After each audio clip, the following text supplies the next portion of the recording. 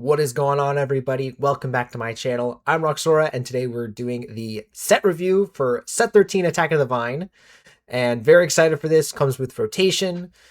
So old cards going out, new cards coming in, and maybe some of the cards that didn't get a chance will get a chance to shine now, as well as a lot of really great cards. I really like this set. Very excited for this. If you guys are looking out for, what new cards are good, or just like what the meta is going to look like going forward, make sure to like, comment, and subscribe. I'll be doing a bunch of deck techs and just gameplay and analysis on duels.inc and everything going forward. So make sure to stay tuned for that. Before we get into the actual cards, I always like to talk about my grading system. I think this is a great thing to adopt, as coming from Magic, wanting to be very specific about what we mean when we call cards good, when we call cards not so good, and kind of contextualize that and be a little bit more specific, so that we can kind of rate cards and also kind of provide proper expectations for what cards may or may not do. So this is an A through F rating with a special kind of side grade for tech cards, as we'll get into. And I give a couple examples here, not so much from the recent sets, but, again, give a good examples of what I mean when we call cards an A versus an F. So A's, obviously, these are the best cards in the set. These are just slam dunk cards. They're active reasons to play certain cards. They're just kind of good by themselves. They don't really require a whole lot. They don't ask a lot of you. That's a big one, is just you play the card and it is kind of always going to do whatever it's going to do. Rapunzel is a great example from set 1. Demona is kind of the quintessential example. Just like if you are playing Amethyst, you are playing 4 copies of Demona. And, there are some cases, I guess, where Demona is less good, but it is always a card that you kind of want to include in your deck, kind of regardless of whatever you're doing. Unless you're like a hyper aggressive deck, you're kind of always going to be wanting 4 copies of Demona. It's just kind of where that card has dropped. Bs are still quite good. They're just not as overtly powerful. They might be more deck specific. Maybe they have a drawback. Maybe they ask a little bit more of you. Right, so Cinderella is a great example. Very powerful card, but obviously only good in the ramp decks. Stitch, Snowboarder here, very, very good card still, like an active card that people build around, but has a little bit more setup costs. Cheshire Cat, right, still a format-defining card, right? It's still a card that is like, this card is making your deck, but it's not as overtly, I guess, broken, or kind of, not like broken, but like quite overtly strong as Demona. Cheshire Cat definitely has more moments where it is under the bar a little bit. C's are good cards. They're just the nuts and bolts. Every deck is going to have a ton of C's in them. There's just like no way around it. So when you call a card a C, it's not calling it bad. It just means, yeah, this card is fine, and depending on how your deck is built, you may include this, you may not. Right, so Captain Hook, Forceful Duelist here is a great example of that. Fantastic card, great. It's just not as powerful as these other cards. It's just not something that is like breaking the format. It's just a classic 1-drop that you're going to include in your deck. Not so much anymore as it's rotated, but Luisa Madrigal, Elonui, right? These are examples of C's. They're just the nuts and bolts. They make out your deck. They're just good. D's are poor cards. They're pretty bad. They're either like, just a little overcosted, not quite meeting the bar, slower cards, or just like cards that are, just not built for competitive play. There's nothing wrong with them. It's just they're just not quite hitting the mark. So Dalmatian Pup was like one of the cards that is, I think, a good example. Space Cows is like a funny card that people liked. I also think of like Winnie the Pooh, Honey Wizard, right? Nothing is wrong with the card per se. It's a fine stats and everything, but it just doesn't quite meet the standards for being a competitively viable card. Again, here we're talking about in the context of, competitive play, taking it to a tournament and winning. Obviously, there's nothing wrong with including this if you are building a theme deck, you're building a casual deck. Again, we're talking about competitive here, so there's certain things that you got to meet in order to be considered a viable competitive card. Fs, these are actively bad cards. Like, these are cards that I just like wouldn't put in my deck for any reason whatsoever. Whether I'm playing a casual deck, whether I'm building a competitive deck, like there's just like nothing. Your deck becomes actively worse by including the card. So Dingle Hopper is like my quintessential example from set one. I just hate this card. I think it's been power crept actually. I think there is already a card that's just like strictly better than it. Moana, the one that like banishes the Taka. The Scar that banishes Mufasa. Like there's all these like highly specific cards that just like they're funny flavor cards, but there's like just no real reason to play them, and there's just never going to be a scenario where they're good enough. Then we have the kind of tech cards. So, usually for Magic, this is where you would have sideboard cards. We don't really have that in Lorcana, but we obviously have ways in which we can include cards in the deck that are built to fight against specific things. The like sword that like banishes deities it's kind of started seeing a little bit of play here and there when Hades was around. But really, these cards like have quite a high bar to meet. Obviously, this is like also where things like location and item removal will go as well. But thinking about cards like Poison Apple, Sword of Truth, and just these cards that you know have the potential to be worth including if the meta arrives at a specific point. Now, I say that, but there has never been a case so far that has actually happened. Um, yeah, there just really hasn't been a meta where that has been that popular. And again, since both the sword and the poison apple here are uninkable, it makes it really, really difficult to include these cards as tech cards. Now, again, that's why I say that. There could be some cards in here that, again, are item or location cards or removal cards that we might give the tech grades. And if there's any other cards like that arise, we'll talk about them. But just that's what I mean by a tech card. But so far, there really hasn't been a meta where these cards have seen play. So yeah, that's the grading system. So that's we'll be using as reference for the cards. So let's get into it. All right, so I actually want to start off in a very interesting place here, kind of do things a little bit differently and go by a little bit by the colors here to start. Then we'll kind of go back to just like going through all the cards here. Wanted to show off the Duel Ink cards as those are these are the first time we're getting these in quite a while, and they kind of really set the pace or the tone for kind of what we see in the set. So yeah, and they're just like some of the cool cards. Like we've not gotten any like legendary Duel Ink cards, so they're kind of exciting to talk about. I'll talk about these and then go back to the rest of the set. Now, notably, there are 16 here instead of 15 because there are technically two Amethyst Sapphire ones. There's a little bit of a caveat on that as we'll talk about with Christopher Robin when we get there. But yeah, otherwise there is one for each color or color pairing, and yeah, they're at different rarities, which is also very interesting. Like there's ones at rare, but then there's ones from legend like that are legendary, which is kind of cool.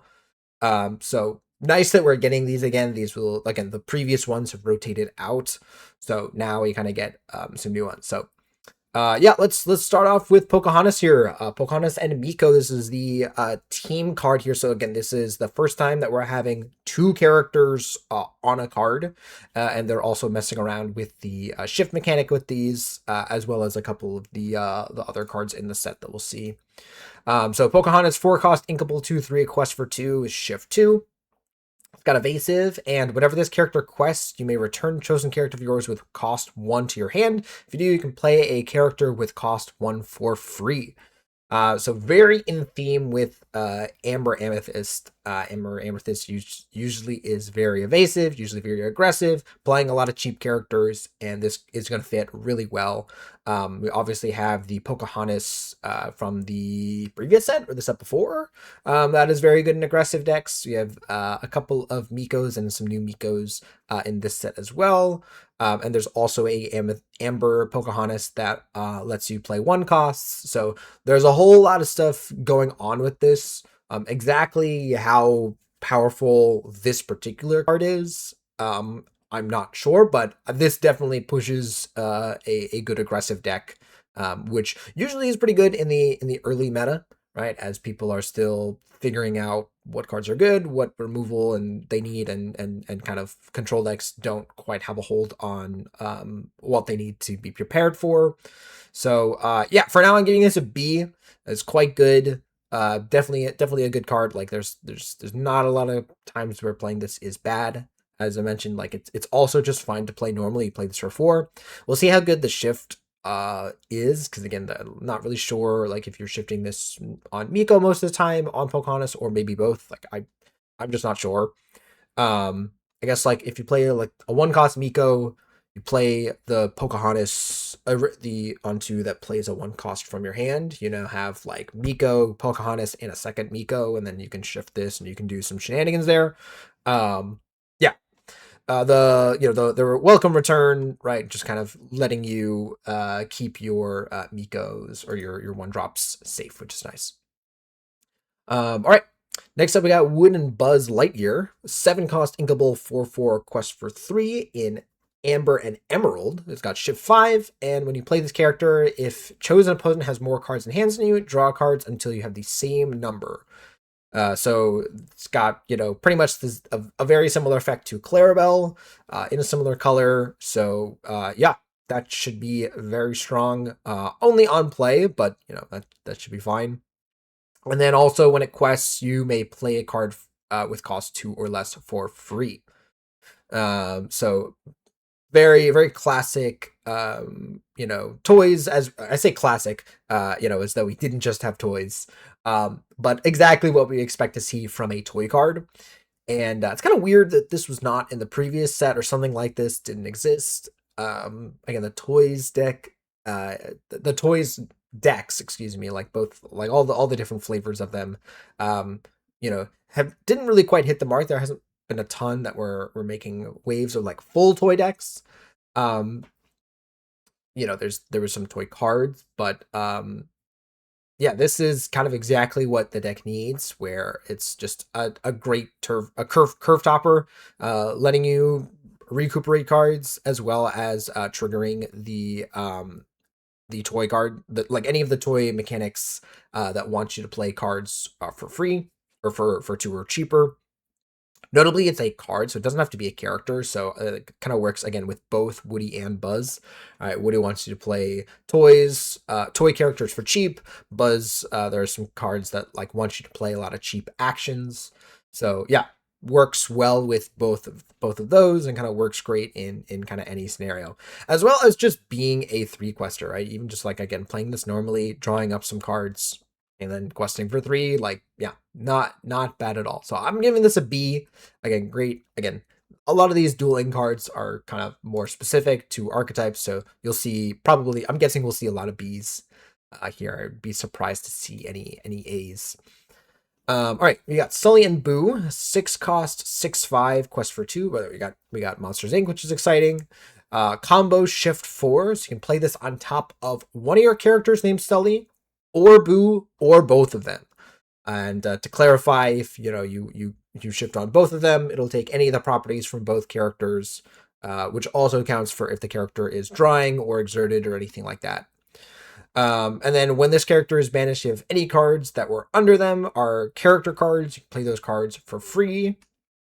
Sorry, from your discard for free. So that's where the combo shift comes into play, is obviously if you just shift over one character, this gets banished, you only get 1 card back. Whereas if you shift over both a Sully and a Boo, you get both cards back, which is great.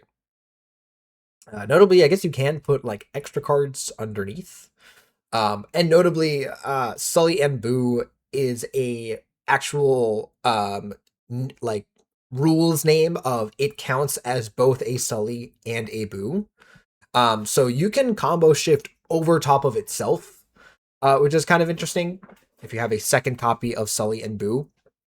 Now, how good is that, right? That's like a question of like, I don't really know, but it's still worth noting, and we'll see some kind of combos that you can kind of do with this card.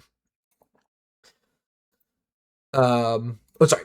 This looks like a more of like a C, as I mentioned. As I was going to say though, is kind of requiring a little bit more setup. Like you have to have the shift, and this is one where like if you play it normally, it's pretty bad, right? So yeah, it's a little bit asking a lot more of you. Next up, we got Madrigal Family. 5 cost ignoble to 8 quest for 2 with Madrigal Shift, which is you can play it over top of any of your Madrigal characters. So it doesn't care what its name is, as long as it has the Madrigal classification, you're good. It's got Family Blessings. Once during your turn, whenever you remove 1 or more damage from one of your characters, put the top card of your deck into your Inkwell face down and exerted. So we've seen from the previous set a lot of the Madrigal cards wanting to remove or kind of move around damage. This is a great, one of those. Here it's also a very perfect Amber Sapphire card, removing damage, adding cards to your Inkwell, kind of exactly what you would expect. Getting to shift on this is nice. There are a lot of early madrigals that you can shift over top of, and then getting a 2/8 on turn 3 is pretty good. You'll usually be able to. The 2 strength on this is nice. You'll usually get to challenge something with this and have it live, and then there's plenty of madrigal cards that remove damage. So yeah, big fan of this card. I think while I'm not a big madrigal or kind of Amber Sapphire fan, I think this card in particular is pretty good. So I'm giving this a C plus. Like it's again still quite deck restrictive, it's asking quite a bit of you, but I think that the Madrigal, this is going to be one of the stronger Madrigal cards that we see. Lilo and Stitch, Fun Loving Friends, is a 5 cost inkable 3/5 quest for 3 with shift 3. A lot of good numbers here. It's got resist and support. Yeah, I don't know why they just giving so much love to Lilo and Stitch. I mean, I love it. Like I'm a big fan of the movie, so no complaints. But yeah, they added like a new a new Stitch card that you can shift on top of. I think there's a Lilo that has support that's also interesting to explore. And then we still have some ones from the older sets, as well as we still have Stitch Rockstar. So yeah, there's like a bunch of people exploring Amber Steel, Stitch, Lilo and Stitch decks that are definitely going to be great. Yeah, this looks like a B. This just is a card that is going to be great. It's again not the best to play for 5, but it's still fine. The support on this, also by the way, sorry, shifting this on 3 is going to be insane, where you challenge with it. It is likely to survive. Like your opponent is not going to have something that's going to easily answer this on turn 3. And assuming they quest with something, you shift this, you quest with support, you remove it. Now all of a sudden, maybe your opponent has 1, maybe 2 characters that are unlikely to able to efficiently answer this card. So yeah, just gonna be kind of like Rhino, just gonna be another one of these cards that's very difficult to deal with. Kind of not a fan of these early shift cards with resist and these type of stats. Yeah, at least it's resist 1 and not resist 2, but yeah, reminding me very much of giving me very much Rhino vibes. All right, Aladdin and Genie here. 5 cost inkable, 3/3 quest for 2, shift 3. And when you play this card, you can put any number of cards from your hand on the bottom of your deck in any order. If you do, draw that number of cards plus 1. So you're going up on cards, which is nice. Still unclear to me if you actually have to put cards back, because it says if you do. So I assume you actually have to have a card in hand. So you put 1 card back and you draw 2. I don't think you can just have 0 cards in hand and just draw 1. Let me know in the comments what you guys think about that. But this is a fine card. Just going up on cards is nice. I'm really excited to play this in Infinity with Jafar. The old flood shift Jafar. Just have a handful of stuff, slam this down, draw 8 cards or something like that, and gain 8 lore off of 1 card. Sounds like so much fun. Love that flavor of Jafar, Aladdin, and Genie kind of work together. Again, playing cards from the same franchise. Enchanted Art is cool there as well. A lot of the movie franchises or the movie trailer cards there. As for the card itself, it's just kind of fine though. Like C plus still, like drawing cards is never bad, but the stats on this are a little underwhelming. And I'm just not sure like what you're shifting this on that's gonna provide that much value, but still a good card. It's still not a card that I'm upset to put in my deck. Peter Pan and Tinkerbell, 6 cost, 5/4 quest for 2 is shift 4. Your characters had gain evasive. Which notably includes itself. Well, I didn't realize that when I read this. Yeah. Unclear what I mean. We have a 1 cost Tinkerbell. There's like a new Tinkerbell in this set as well. Shift 4 is a little expensive, but also you can just play this normally. Yeah, I'm not sure whether to give it a C or a B. I might kind of like the magical card, give it a C plus, as again a lot of these Duel Links, again it's only in specific decks, but also like this doesn't really do anything when you're on the back foot. Yeah, you know, if they remove your shift, it's also rough. Also, you know, there's this 4 willpower that's kind of glaring at me. So yeah, it's not. Don't get me wrong, it's not bad. It is good. It just I am aware of kind of the limitations of these type of effects. But still quite good. I think it is a card. I'm gonna give it a B minus. Let's go B minus on it. I think it is quite good. I think it will be a card that Amethyst Ruby wants to play.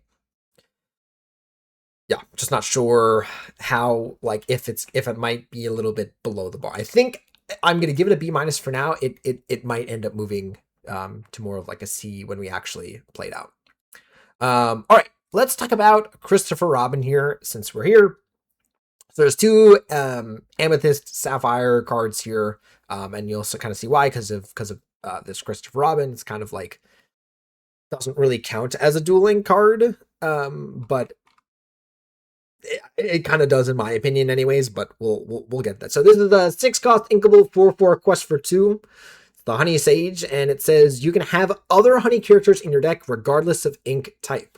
So you have to play an Amethyst Sapphire base deck. You start by including at least 1 copy of this. You can include any number of Amethyst Sapphire cards, but then you can also just include any of the other honey cards in the set. Again, as long as they have the honey classification here, you can just have a ruby honey card in your deck, a amber honey card in your deck, and an emerald honey card in your deck if you'd like. And and a ruby. Did I say ruby? What was the card? What color am I missing? Amber, ruby, sapphire, steel. Steel. I'm going by the colors here. You can have all of those in your deck still. And then when you play this character, you can search your deck for a honey card, reveal it, put it to your hand, and shuffle. So obviously this is like kind of like the Dalmatian puppy theme or kind of mechanic, but extrapolate a little bit, expanding that a little bit more of including this card in your deck and then breaking a rule that they've established of only running 2 colors. Again, you run all of these. Now, for people kind of asking from a competitive space, presumably you will still have to register your deck. So as long as you have at least 1 copy of the Honey Sage, you kind of won't be in trouble. If you're playing casually, you know, they kind of said, okay, give your opponent the benefit of the doubt if they start playing a bunch of honey cards. I'll also add that like the honey cards are pretty bad in and of themselves, like just by themselves. They're not cards that I would really want to try to cheat and include in my deck. So yeah, if your opponent starts playing a bunch of different colored honey cards, you can assume that this card is in your deck pretty safely.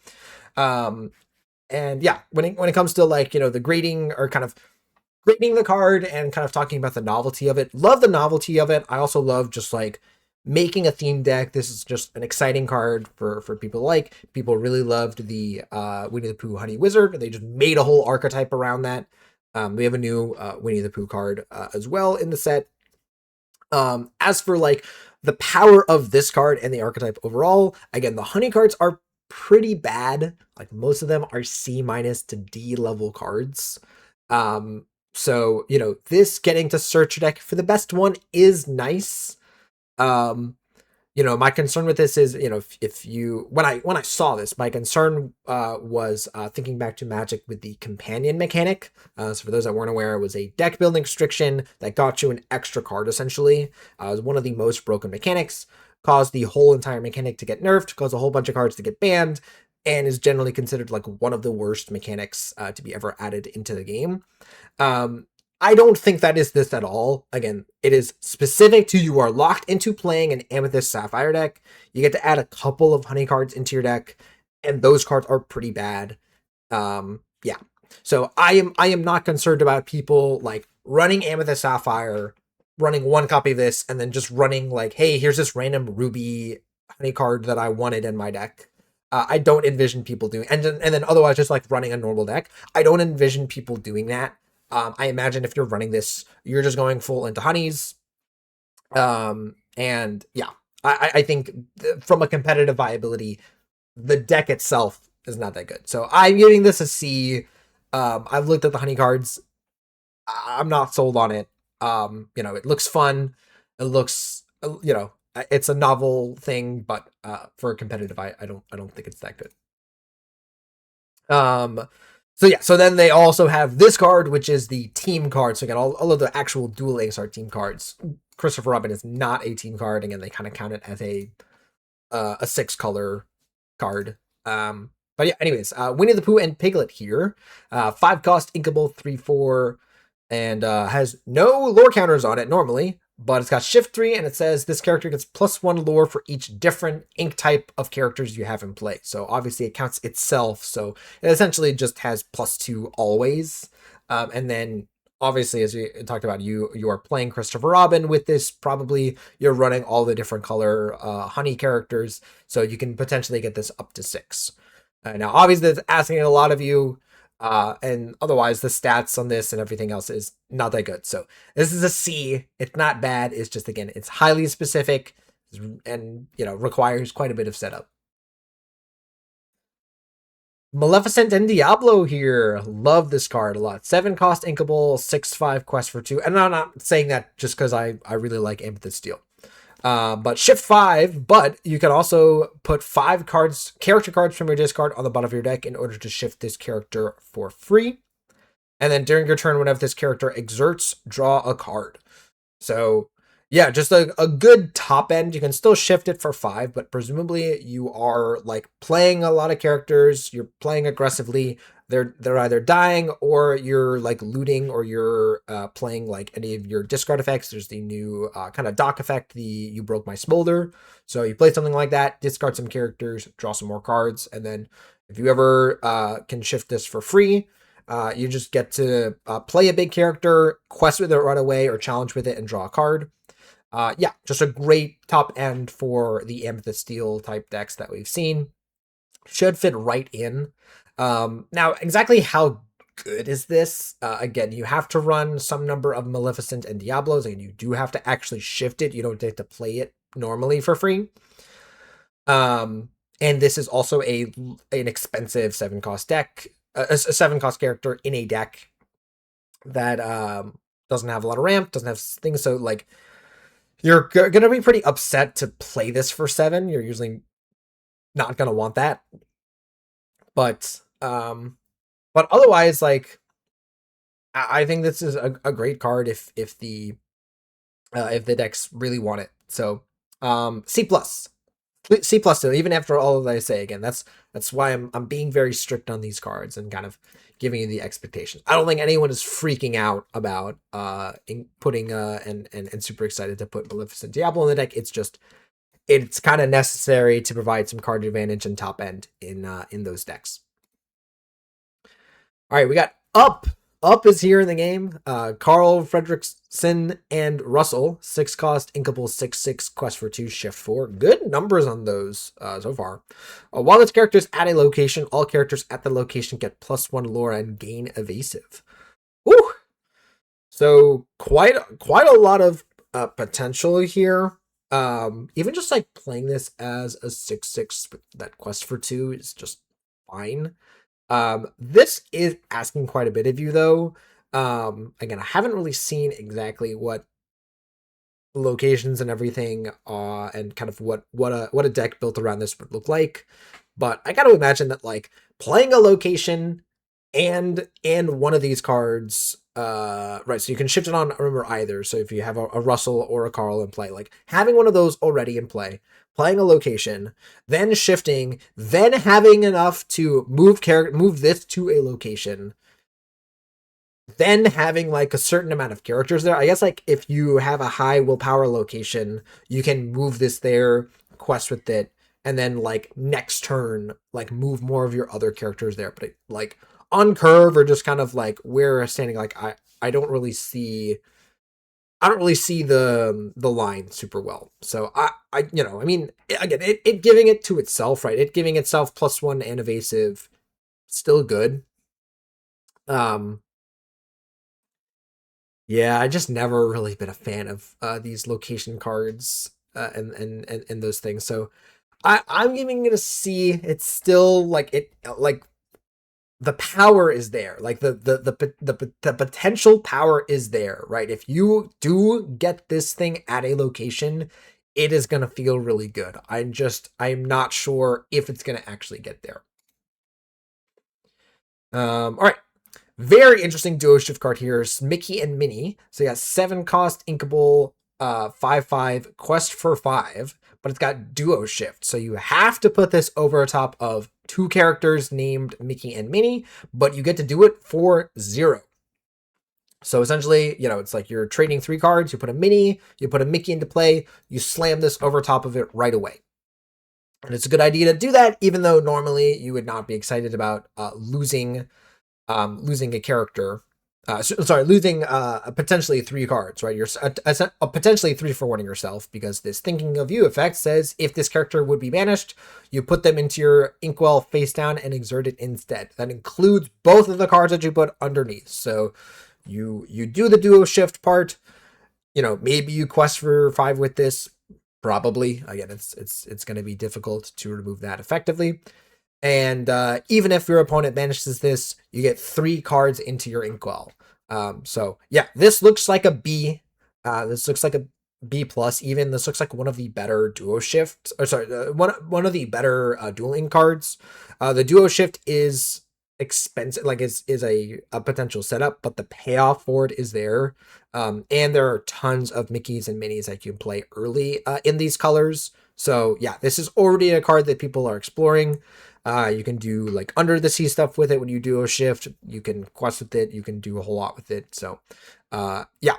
And think about also is that if you enable that, like assuming you have put like 2-3 cards in your inkwell, you duo shift this, then you put 3 cards into your inkwell, you're kind of only 1 or 2 ink away from just playing this straight up. So it's not that bad in multiples. Yeah, love it. Very, very interesting design from this card. Rapunzel and Flynn Rider here. I love this card. I've already been experimenting with this card. Very excited to see what this card will do. And you can also see it is like insanely expensive on pre-order. So you can kind of imagine that this card is good. Spoilers. 5 cost, inkable 4/4, quest for 2 in the Emerald and Steel colors. It's got shift 3. Whenever this character quests, you can draw and discard a card. And then during your turn, whenever you discard a character card, you can play that card from your discard. You still have to pay the costs, but you get to play that card. It's essentially as if you just drew a card and played a card. Yeah. Very excited for this. Magic has essentially the madness mechanic where you play a card when you discard it. Again, still paying the cost is not nothing. You do still have to make sure that you have the ink available, but there's plenty of cards that are cheap and can be used with this. So yeah.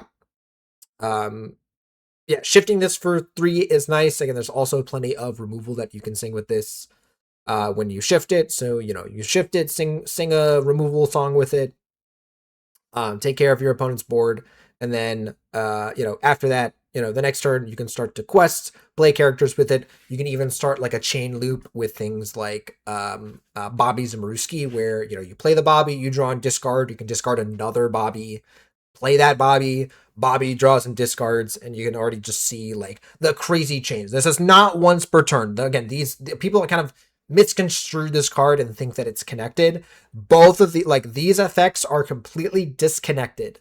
So it just says whenever you quest, you draw and discard. That is one effect. The fresh start effect is a completely separate effect. So anytime you discard during your turn, you get to potentially play a card. Yeah, so many ways that you can build around this card. Very excited for this. Definitely worth being a legendary. Very novel effect. Very exciting effect. And yeah, it's gonna be pretty good. It's a question of like, is it gonna be good right now? Because I have built the Emerald Steel deck.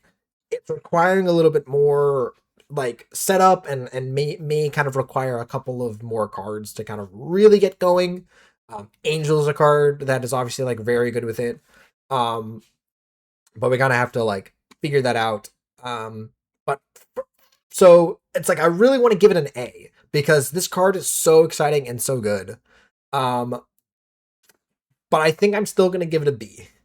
Again, it is still a card because again, it's fitting my definition of it is a very good card, but it is still requiring so much of you. You have to play, the cards that reward you for discarding, and right, you have to have like set up the shift, and you have to still have enough ink left over to play your cards. So, yeah.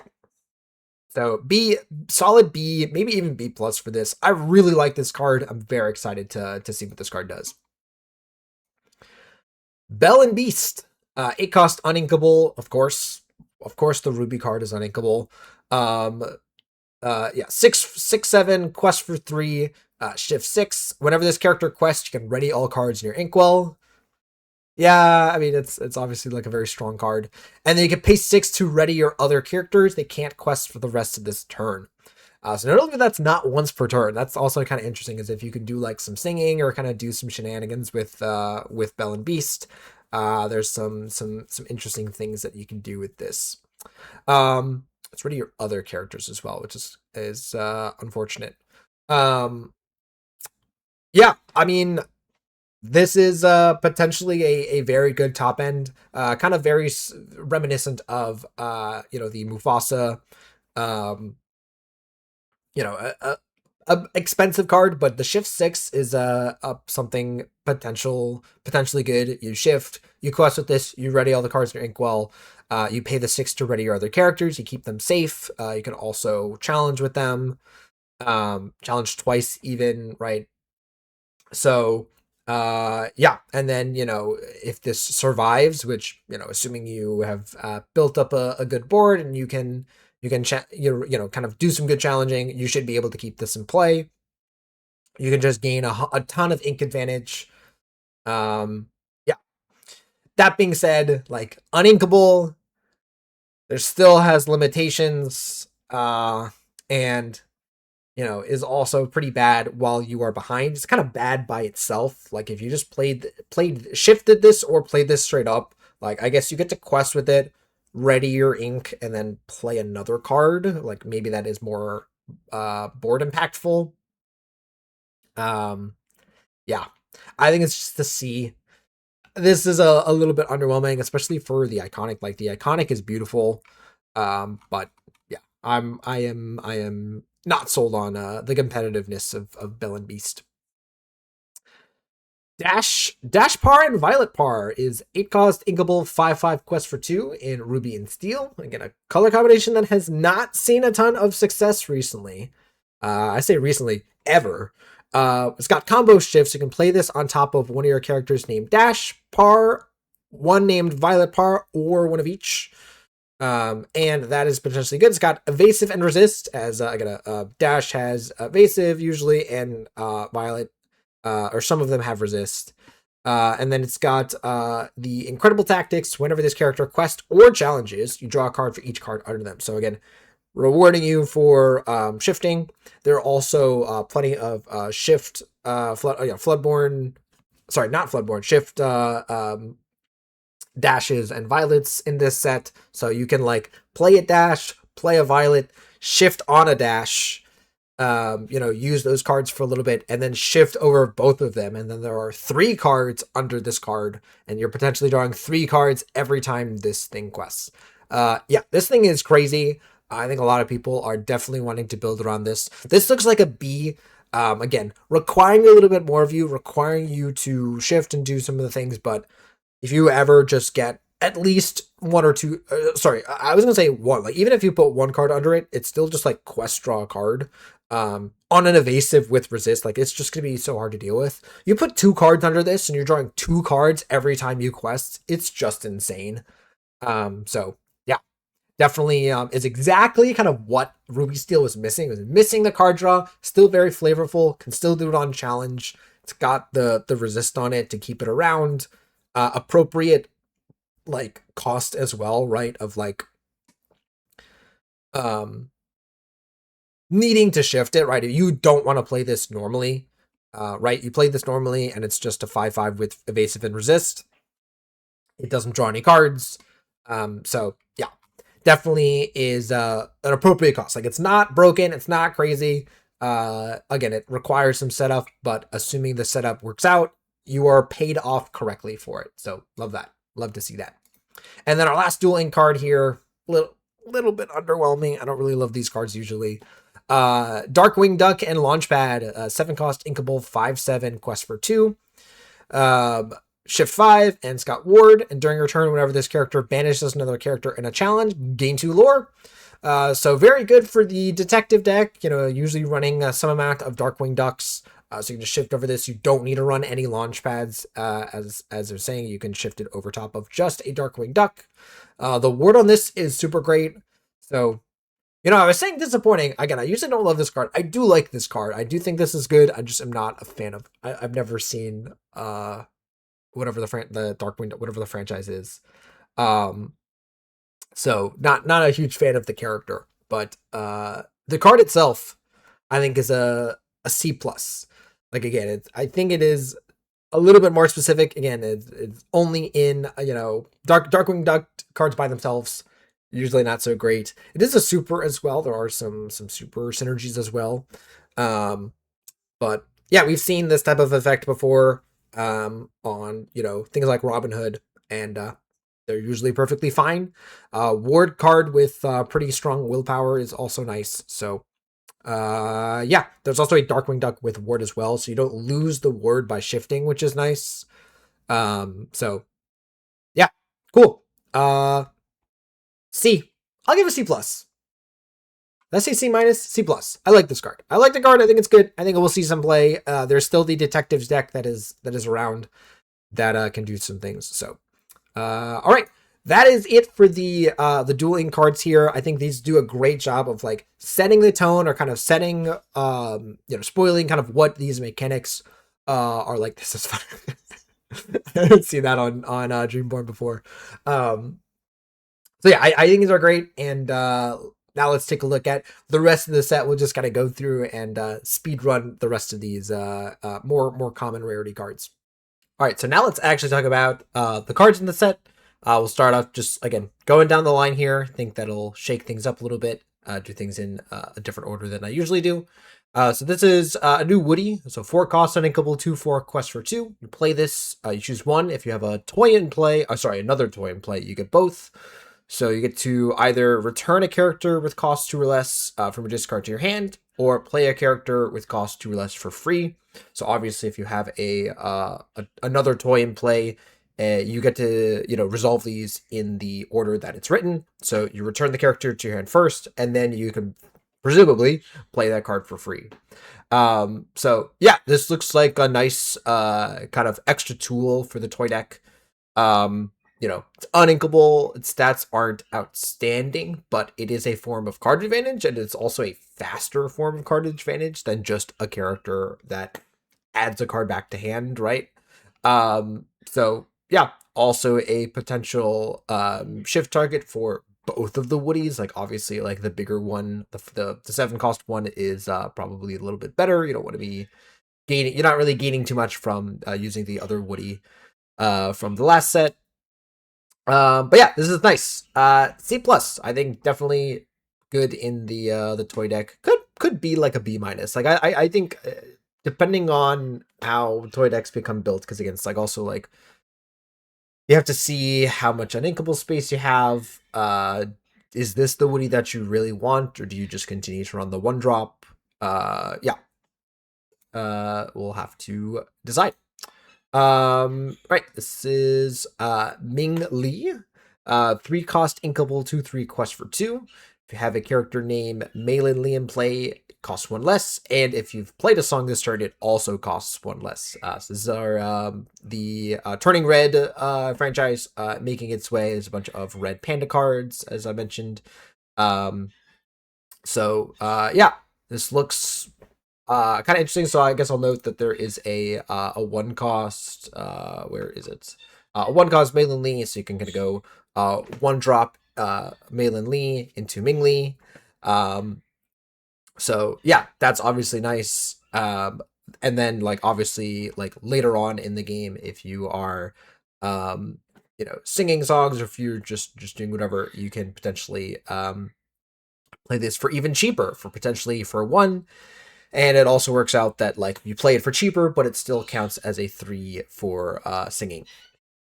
This looks like a C. It's just a question of like how much does the red panda like it seems like the red panda, or like all these turning red cards want to be singing lots of songs and gaining advantage that way. So if that's the case, like do you really want to just play like a vanilla character that quests for 2? Right, that's my question. In terms of like the actual card itself, like perfectly playable. Again, C level card, like perfectly fine. Isabella, 2 cost 2/4 quest for 1. We kind of saw like the Madrigal family shift as from before. This is a good target for that. There's also other Isabellas that you can shift over top of this. The 2/4 body is really nice. They are like moving around damage and everything. So that's something that they're focusing on. And just like any deck, I think would kind of want a 2 cost 2/4. I think C plus. Yeah, this is like one of the better like vanilla cards that I've seen for like that's a Madrigal. I'm gonna skip over like these goons. These like we know these are like C minus level cards. D's actually even like most of these now like kind of no longer C play. We've gotten better things to play, or we just have more intentionality with what we're playing. Rabbit, Honey Paladin, 4 cost, inkable, 2/5, quest for 1 with bodyguard, and play this chosen honey character gets +1 lore this turn. So as you see, like these are the honey cards, and again, as I said, most of these are like kind of whatever. Again, if you care about the honey synergies, right, it gets better. But again, outside of that, this looks like a C minus. Like again, it's playable, it's just not very good. Again, you have to be playing, and this is again still in the scenario of you have to be playing the honey cards. So yeah. Celia May, 3 cost uninkable, 3/3 quest for 2. When you play this, you may pay 1 to ready chosen character of yours. They can't quest or challenge for the rest of this turn. Very classic Amber card. There's a question of like, this effect is usually fine. Usually this is a 4 cost character that does this. Like you pay 4 for it, you pay a little bit extra to kind of gain the extra on play effect. This gives you the flexibility of just playing it for 3, or playing it as essentially a 4 cost character with that effect. Is that worth running a 3/3 uninkable? I certainly don't think so. This is also a monster. I think I have seen that there are a couple of cards that care about the monster classification here. So nothing to write off, but I don't think anyone is building a deck around this or super pivotal, super excited to use this as like a key part of their deck. So excuse me. I think this looks like a D plus, like, or a C minus. Like it's just like it's not there.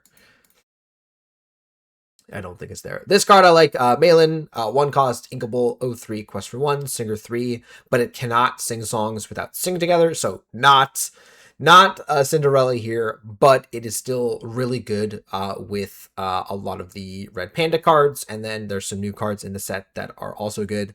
Amber, you have the This Is My Family, I think it's called, the magical card. So this into a 4 cost, a Singer 4 on turn 2, and you can just immediately play that. Or look at this family. That's the card. Um, so yeah, I've been testing this card out already, trying to see what you can do with it and the Red Panda archetype, and yeah, big fan of it. Yeah, this looks like you know, it's a C plus, as like it needs to be in the right deck, and even in that deck, it's like not busted. Like this isn't busted by any means. Like again, it's still quite limited in what it can do. But the big note about this card is that there's nothing stopping you from just questing with this. Like you are on the play, you play this, your opponent either misses a 1-drop, or they play something that can't actually banish this. You can just quest. There's nothing stopping you from doing that. So yeah, and then obviously like with the potential ability to shift over top of it, as we'll see with I don't think I've shown the red pandas yet, but we shall, and that's again something to note. Priya, 2-cost inkable 1/4 quest for 1. When you play this, if there's a song card in your discard, gain 1 lore. This looks like it looks like it reads like a D. Sorry, it reads like a C, but probably is going to end up more like a D. I don't really see, especially since this is not a red panda. I guess you could just like run this in like your like Amber Steel, like Akud and a Moody deck, and things like that. Sure. So given that, it's just a C. But yeah, that there's nothing really super exciting about this card. Miriam is a 2-cost 1/3 quest for 1. When you play this character, each player draws a card. So this is, I think I was mentioning before, of like there's a couple of these cards that are symmetrical draw effects. Have I talked about? No, I don't think there was a dueling card. So yeah, there's a couple of these in the set. There's this one, there's the Mike Wazowski, and then there's I think a Monsters Inc. song card. And a couple effects like these that have each player draw a card. I am not the biggest fan of these. You know, there's not usually a way to kind of break parity on this. So it's not actually drawing a card. Like, yes, it is card draw for a color that uh usually has a bit of trouble with it, or doesn't quite have the best access to it. But this is a nice way to do it. I'm not diminishing that, but I'm not particularly excited about this card in of itself. We'll have to see.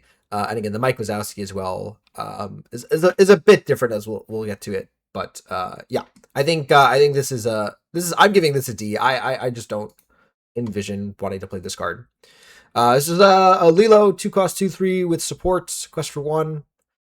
Pretty standard. I think this is looking like a C minus. Like you might want to run this again with the Lilo and Stitch stuff. But it's a bit underwhelming. I guess you do have some new. We'll get to this Gaston card. There are some new things that you can mess around with, but yeah, I'm not sold on this yet. This is, I hope I'm pronouncing this right, Kokum?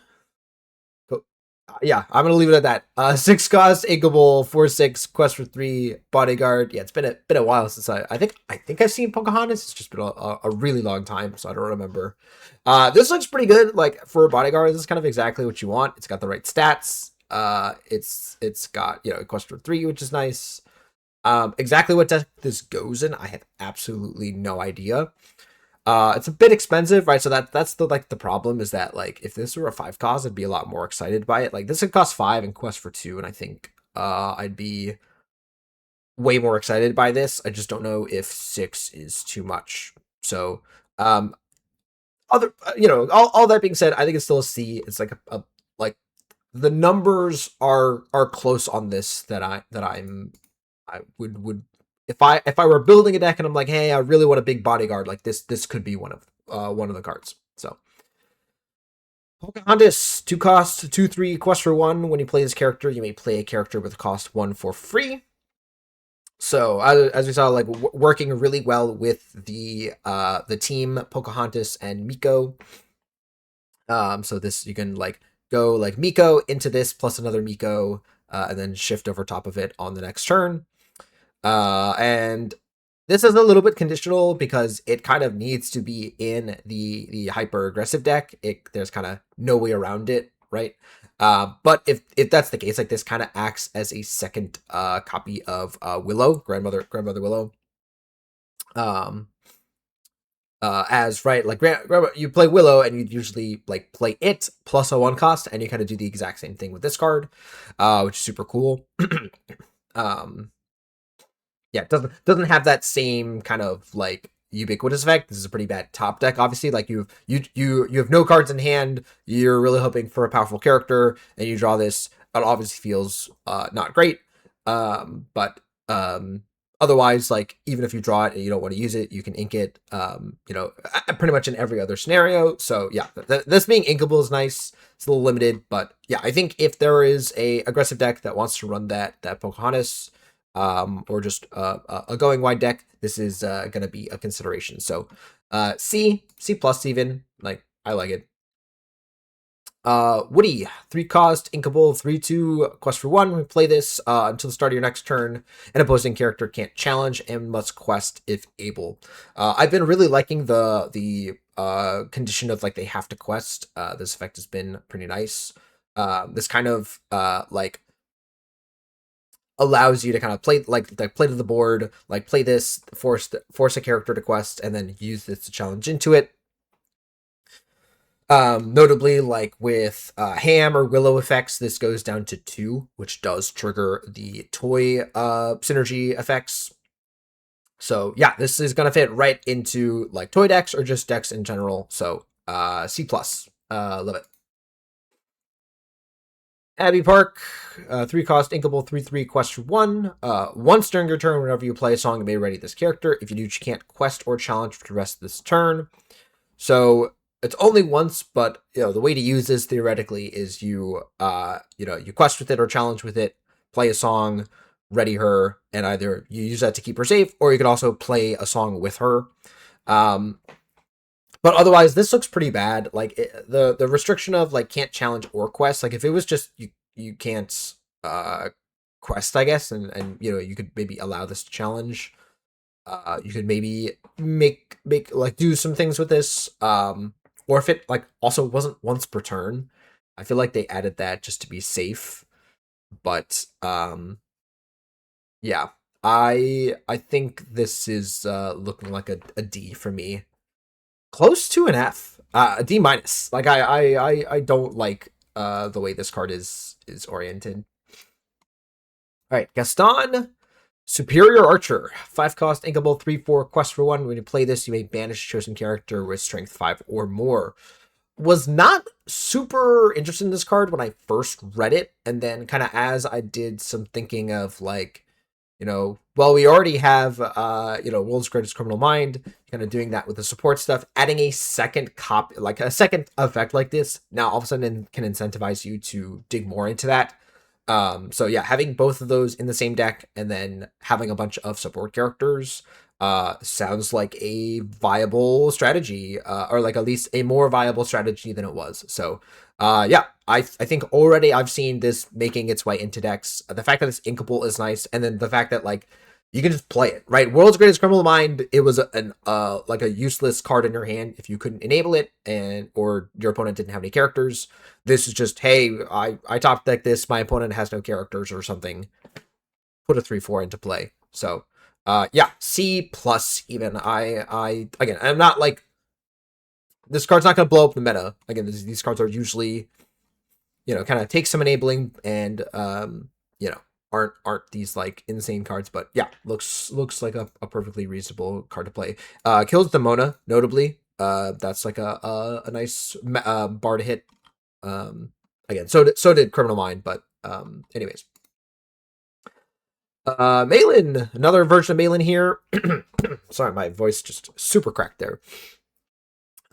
Three cost, inkable, 2/3 quest for one. When you play this character, look at the top four. Can either reveal a red panda card or a song card and put that card into your hand. The rest on the bottom in any order. So very reminiscent of Ariel, Spectacular Singer. Yeah, I mean, this card is just great. This is a oh god, do I say A? I think already it's like close to an A. Excuse me, hold on. Okay, sorry about that. I think I'm losing my voice a little bit. Yeah, but these videos take a lot out of me. It takes a lot of talking. Malin, I think it's an A. I think it is just like one of the better cards in the set. Um, especially in the like, I guess, yeah, especially in the sense that like it can hit itself. Um, right, the fact that you can just like play a Malin and hit a second Malin is so like just increases the consistency of this card. The fact that it hits two different types of cards with Ariel, like even in a deck with a bunch of songs, it would often miss. This just reduces the likelihood of you missing by that much. Assuming you are just adding Malins. We're not even talking about like any of the other red panda cards, like the other Malin that we just saw. Again, whether that makes its way into like Steel Song lists or whatever, but like yeah, this is like already this is already pre-selling for $10 on TCG Player. You can already kind of tell by the price tag like kind of what cards are jumping out to people. Yeah, I would expect to see this card played quite a bit. And it's only going to get better, especially like in the Nexus if they make more songs, more panda cards. If that, I don't know if that's happening, but yeah, this is only going to get better. So yeah, I think. Oh man, I say A. I'm hesitant to say A as like again it is a more in a song deck, but I still think it's just that powerful. So I'm giving it an A minus, I guess. If there's a like a in between A and B, it's like it's in a specific deck, but it's so good. It's been a while since we have had a really good effect like this. So yeah. This is I believe this is pronounced Four Town. Like the star is just like nothing, or this is like an NSYNC reference. Uh, anyways, I have not seen the movie. I will be trying to watch this movie at some point. I've heard good things. It's a 4 cost inkable, sorry, 4 cost uninkable 5/5 quest for one with Singer 5, and when it sings a song with Sing Together, you draw a card. The Singer 5 on this is like kind of confusing me. Like you don't really gain that much of a benefit from it being Singer 5 versus Singer 4. Like yeah, yeah, that's where I'll leave that. Like I just don't know like what metrics. I guess there's the card itself. There's like the card that's designed to work with it. I forget what it's called. That is a Sing Together 5. So I guess like that means they work together, but anyways, there's a couple of good cards with Sing Together that this can do a lot of good stuff with. Mention the look at this family, right? You sing that, you get your 2 cards from the song, and then you also draw an extra card. Yeah, and then if it's not doing that, it's just a 5/5. It's just a 5/5 like large body. You usually don't get these like singer cards, like these card advantage cards that have like good bodies. Like you look at Aerial voice or what not Ethereal voice, whatever it is. The boost one, right? The iconic right, that one is a 4 cost 3/4, which is not terrible, but is certainly worse than a 5/5. The uninkable is rough. But yeah, I've been again testing this card, trying it out, and I'm a fan of it so far. So C. I think C plus even. Like I like it a bit. All right. Let's go with Mike Wazowski here. 2 cost uninkable 0/4 quest for one. When you play this character and whenever he quests, each player reveals the top card of their deck. If it's a character card, they may put it into their hand. Otherwise, put it on the bottom of their deck. So very similar to Daisy Duck, right? From that just rotated out. Right, it's a potential card advantage engine in a character heavy deck. The downside of this is that it is a symmetrical effect, as I kind of mentioned earlier.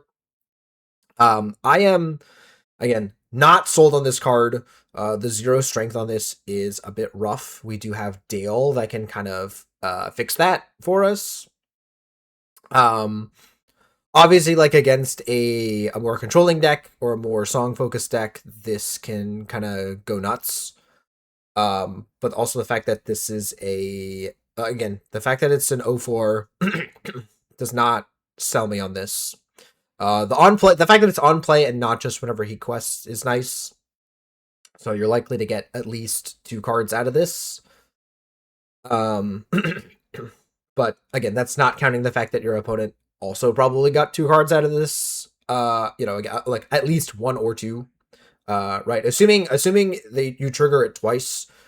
If you think about, roughly half of the deck in your opponent's, half of the cards in your opponent's deck are characters, as most decks are. Like, there's very few decks in Lorcana where there's not that. Like, we had the Ruby Sapphire, like, Olaf deck that was, like, 25 characters, and then everything else was actions.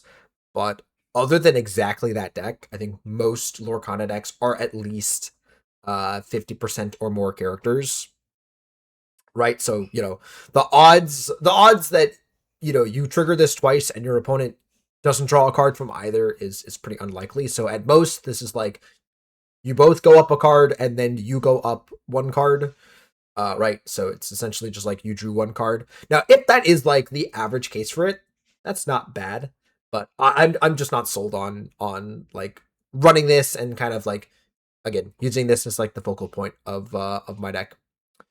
So yeah, I think this is looking like a C. I don't really like it. It might be playable, but I don't think it's where I'm putting my focus. We got Boo in Disguise, 2-cost inkable 1/2 quest for 2. While you have an exerted character named Sully in play, this character can't be challenged. So very thematic, very, we'll see some of the Sullys. There's one Sully that has bodyguard, so I realize like it doesn't really matter for that, but I guess like there's some other ones. Yeah. That being said, like it's also just a 2-quester. It's perfectly fine. Monster as well. Like again, that could be something. We saw the Boo the Sully and Boo team card. Right. So this is like one of your options there. Yeah. I think this is a C. It's perfectly fine. Yeah. Jasmine is 4-cost, 3/4 quest for 2 that has that same effect of each player draws a card. This looks like a D. Again, not excited by these effects. This, I think, is a better Mike Wazowski. I'm kind of excited by this card a lot more. 1-cost, inkable, 2/1, quest for 1. When you play this character, you can pay 2 to give chosen character +1 lore this turn. So, 1-drop that has decent stats, right? And has some functionality later in the game. You kind of can't really ask for too much more from a 1-cost character. Yeah. C plus even. I think that's like something that we could see more of. Horn King, 5-cost, uninkable, 5/4 quest for 1. While this character is exerted, you may play characters from your discard. If you they enter play exerted. So very novel effect from the Horn King here. Very reminiscent of the Cauldron, right? As you can see in the art here, right? So fairly similar effect of like grabbing cards back from your discard. This has the opportunity to kind of do a little bit more. Obviously the characters enter play exerted, but you just get to like go into your discard and just start pulling stuff out. So, thinking about this in just like a mid-range deck, you could, just like play your curve out of like 1, 2, 3, 4, 5. Right. You play this as your 5-drop. You maybe trade off your 4-drop and your 2-drop. And then on turn 6, you can, quest with this, or do something with it, ink your 6 card, and then play both the 2 and the 4 cost from your discard. Right, and that's kind of like my thought process with this card. it's a bit awkward as again it has to be exerted, so it kind of is asking you to kind of have it live. Um, yeah. Um, yeah, I don't think it's worth like playing this with something that has it enter play exerted, like giving it bodyguard, like using there's like a couple of cards that can like give the next character you play bodyguard, playing like self exert effects, like using like amethyst cards that exert characters. Like I don't think it's worth that at all. Like giving this rush, I don't think any of those things are really worth it personally. Um, it would require too much setup, in my opinion, to kind of like just gain the benefit. If you play this and they kill it, okay. Like they have been forced to answer this. If they don't, you kind of get some value. As for like again how it actually plays out, I think it's kind of tough as like it's uninkable. Uh, it's kind of only good in the value matchup. So like this is where we get into like as you're saying like uninkable cards that are only good in certain cases, like or certain matchups or scenarios, right? So this is an uninkable card that is only good if you're playing the kind of grindy matchup or kind of value trading off type games. You draw this against an aggressive deck, and you are in for the hurt. So very very like there's a lot of limitations on this card. It doesn't look like it. It just kind of looks like, oh, you play it and the card's great and it's going to get you cards from your discard, but there's a lot of limitations on it. Again, like if things are going well for you and your characters are out in play, like this is also just like not that good. So yeah. It is good to play like after a board wipe, so that is kind of nice too, right? Like your opponent plays some type of be prepared raging storm, right? And everything's dead. You play this out, and now all of a sudden they're forced to answer it, or you're just going to recuperate a lot of your board. So yeah. That being said, all this coming together, like it looks like a C plus. Like it's definitely a playable card. It's just what deck does this go in? Can you fit it in? And it's also probably likely just like a one or two of like again I don't see this being a focal point. Again, I don't think this is like a core piece of a deck. This is just, hey, I'm playing an Amber mid-range deck. I need a card that generates value. This can be one of those cards. Kinga is another honey card. It's got Singer 5. This is another C. They're all the honey cards are just fine. We've got Sully, 5-cost uninkable, 4/4. Quest 1 is the bodyguard I was talking about. This on play returns a character from your discard to your hand.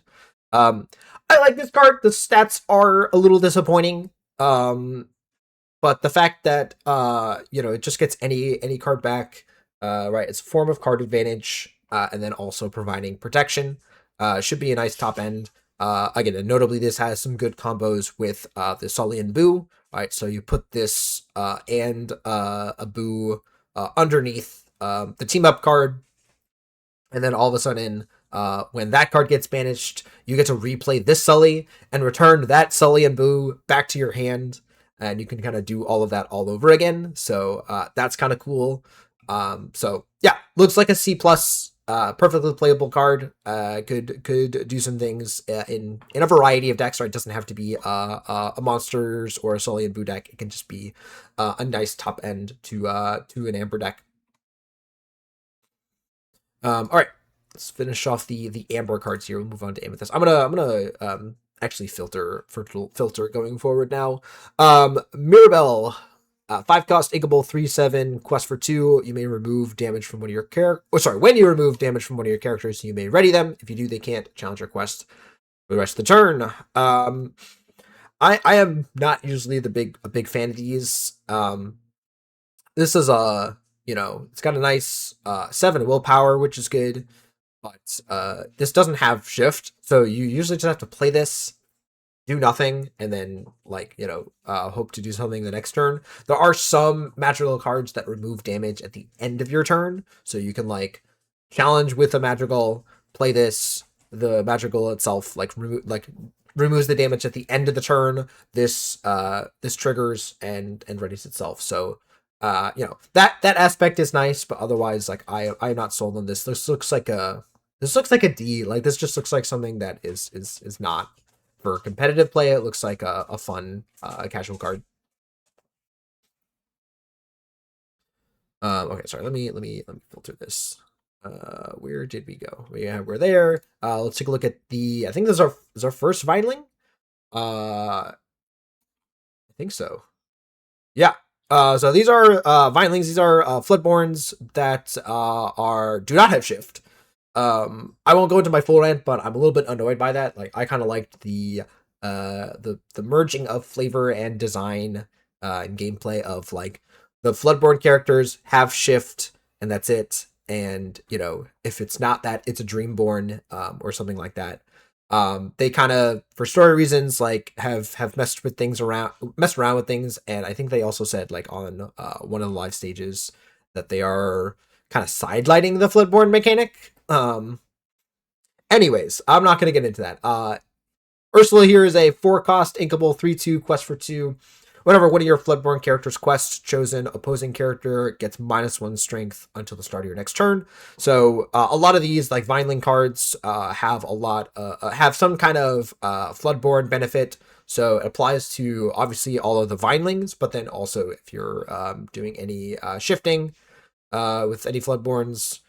Yeah, I guess I have to clarify now. If you are shifting with any Floodborns, those ones will also apply as well.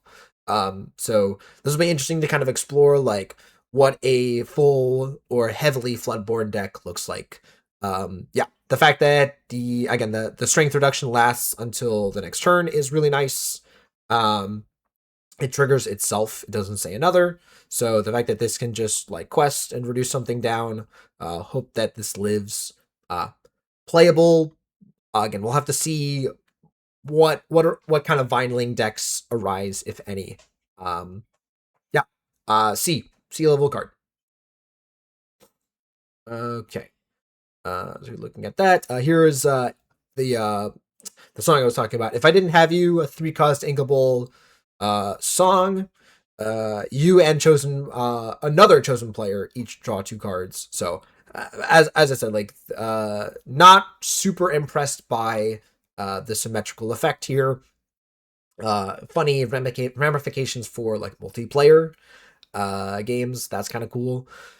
But this is a little better in that you can sing this and you can potentially use the 2 cards that you get before your opponent gets to use theirs.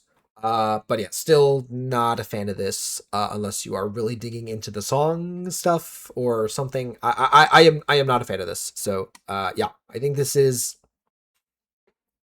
a D. Like I don't like these effects personally.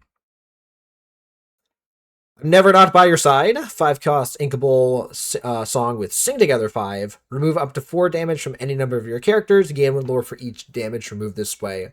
I'm not usually a big fan of these cards, and I'm still not, but potentially getting 4 lore off of 1 card is kind of cool. Works really well with 4-town.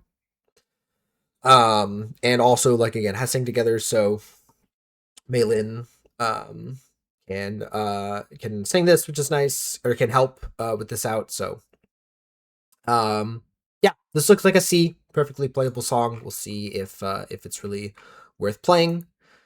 Besties Assemble is 1 cost for an action. Look at the top 4 cards, reveal a character, and put it into your hand, the rest on the bottom. So very similar to like Develop Your Brain or kind of these Vision of the Future type effects that we've seen.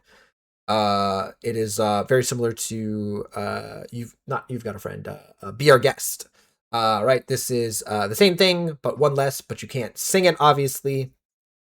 And yeah, this looks like a great kind of consistency card for character-based decks, which are most decks, obviously. Yeah, this looks like a B. This looks like a card that you're definitely going to include in decks. Just like, yeah, great rate, great effect, consistency. Yeah.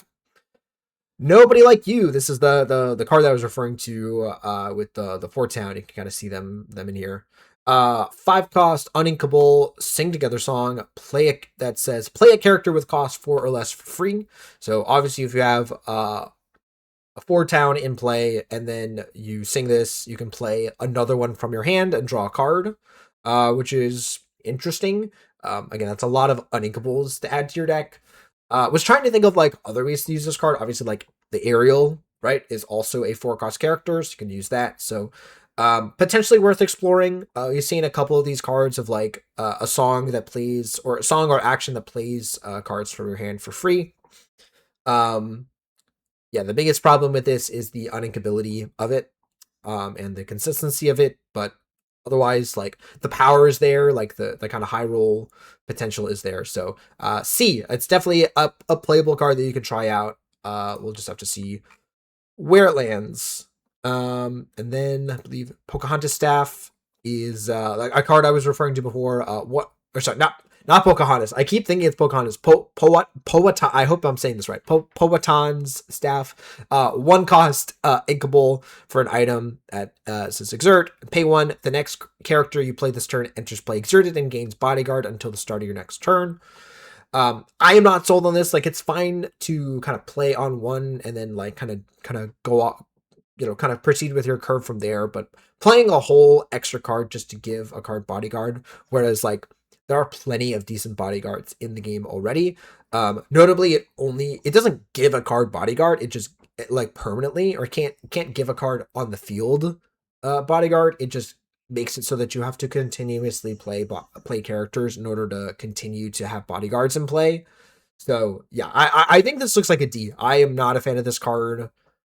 I don't really see a lot of benefit to playing this. Oh, sorry. Let me filter for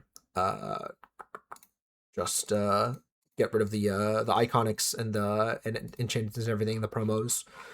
Sorry, am I filtering for the right set as well? I am not.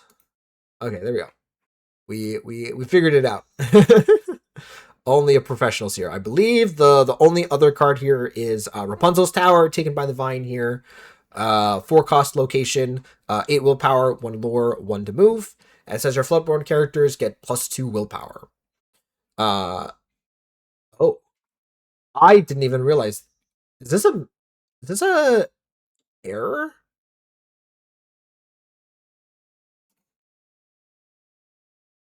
I will have to look at that in the app later. Hold on. Let me see if I can find in the app now. Hold on.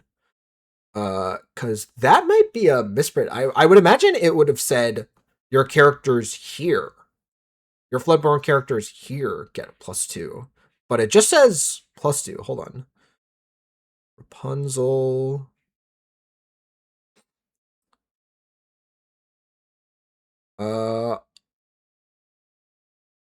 I am not seeing anything on that. I am gonna work under the assumption that this is how it is written. This is the static effect, not a effect of only the character that and only it doesn't only affect the cards at Rapunzel's Tower.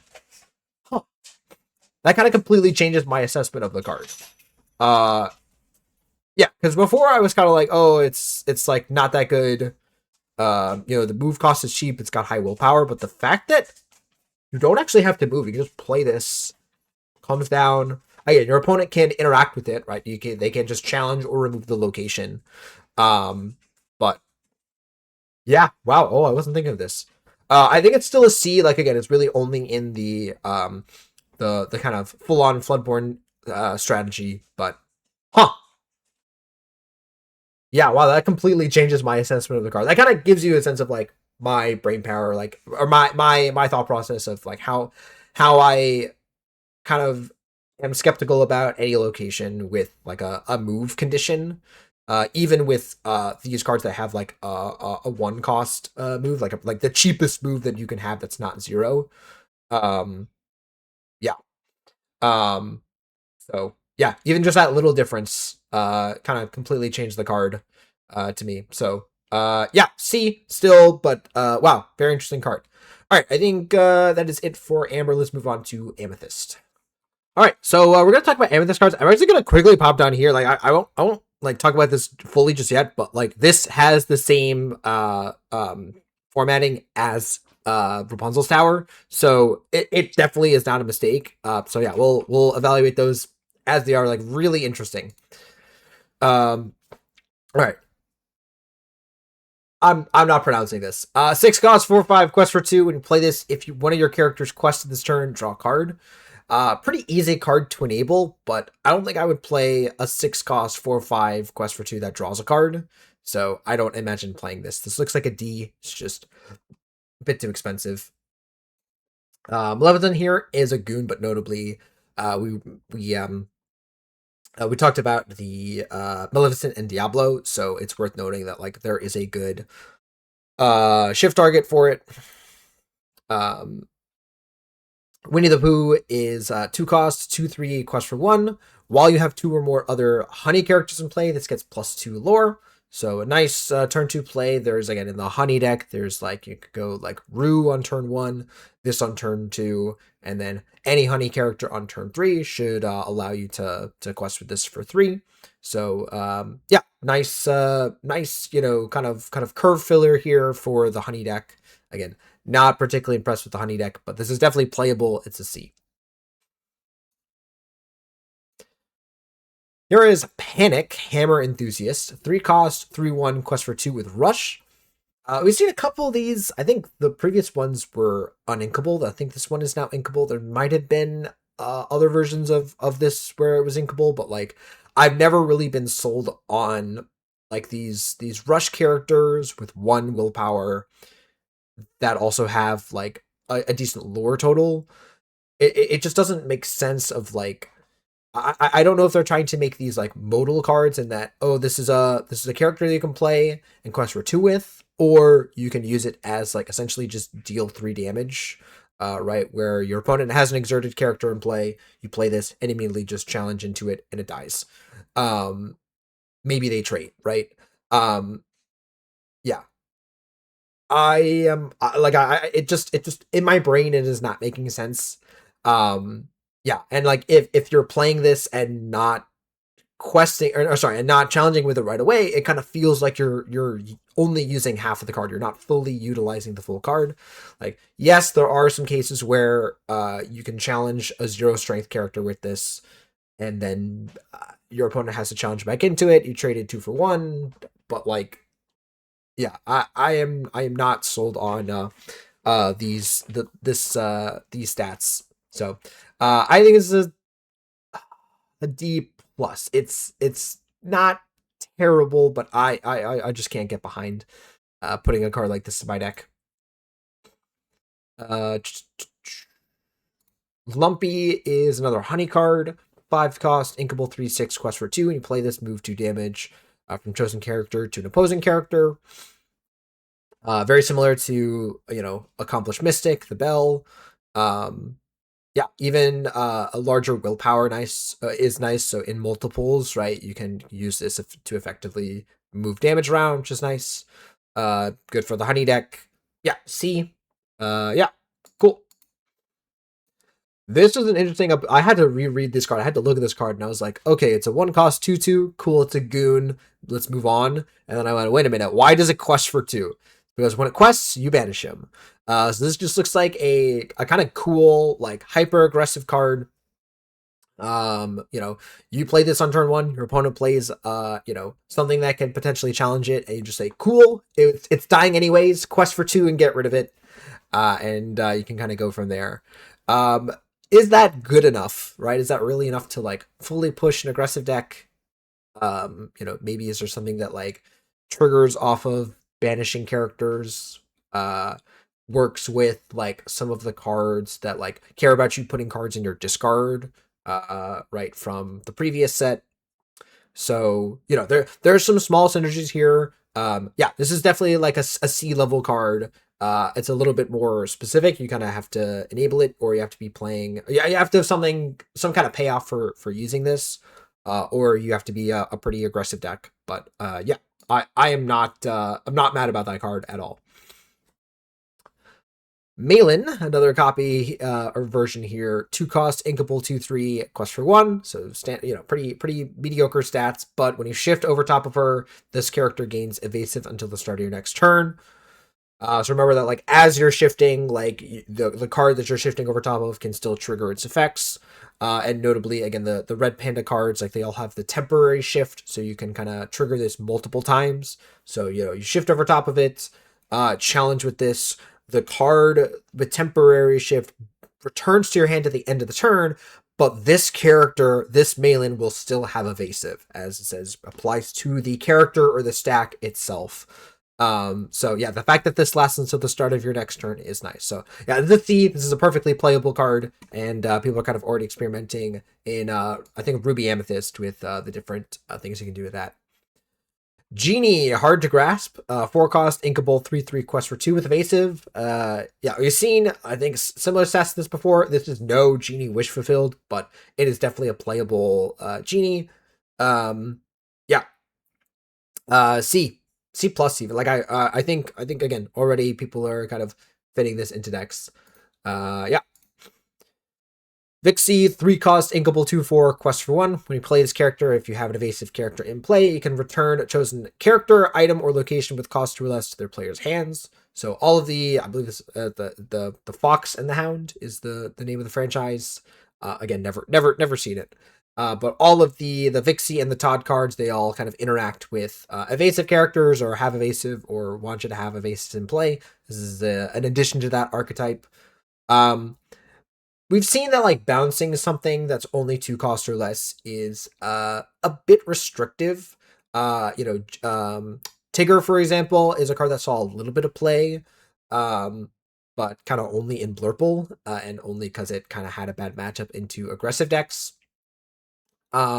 This is a little bit more conditional, and is also still has that downside of, like, being pretty bad in the late game. So yeah, I think this is a D. I think, like, again, if you want to play the Fox and Hound, deck, like, this is a nice addition, but I don't think this is really a competitive card.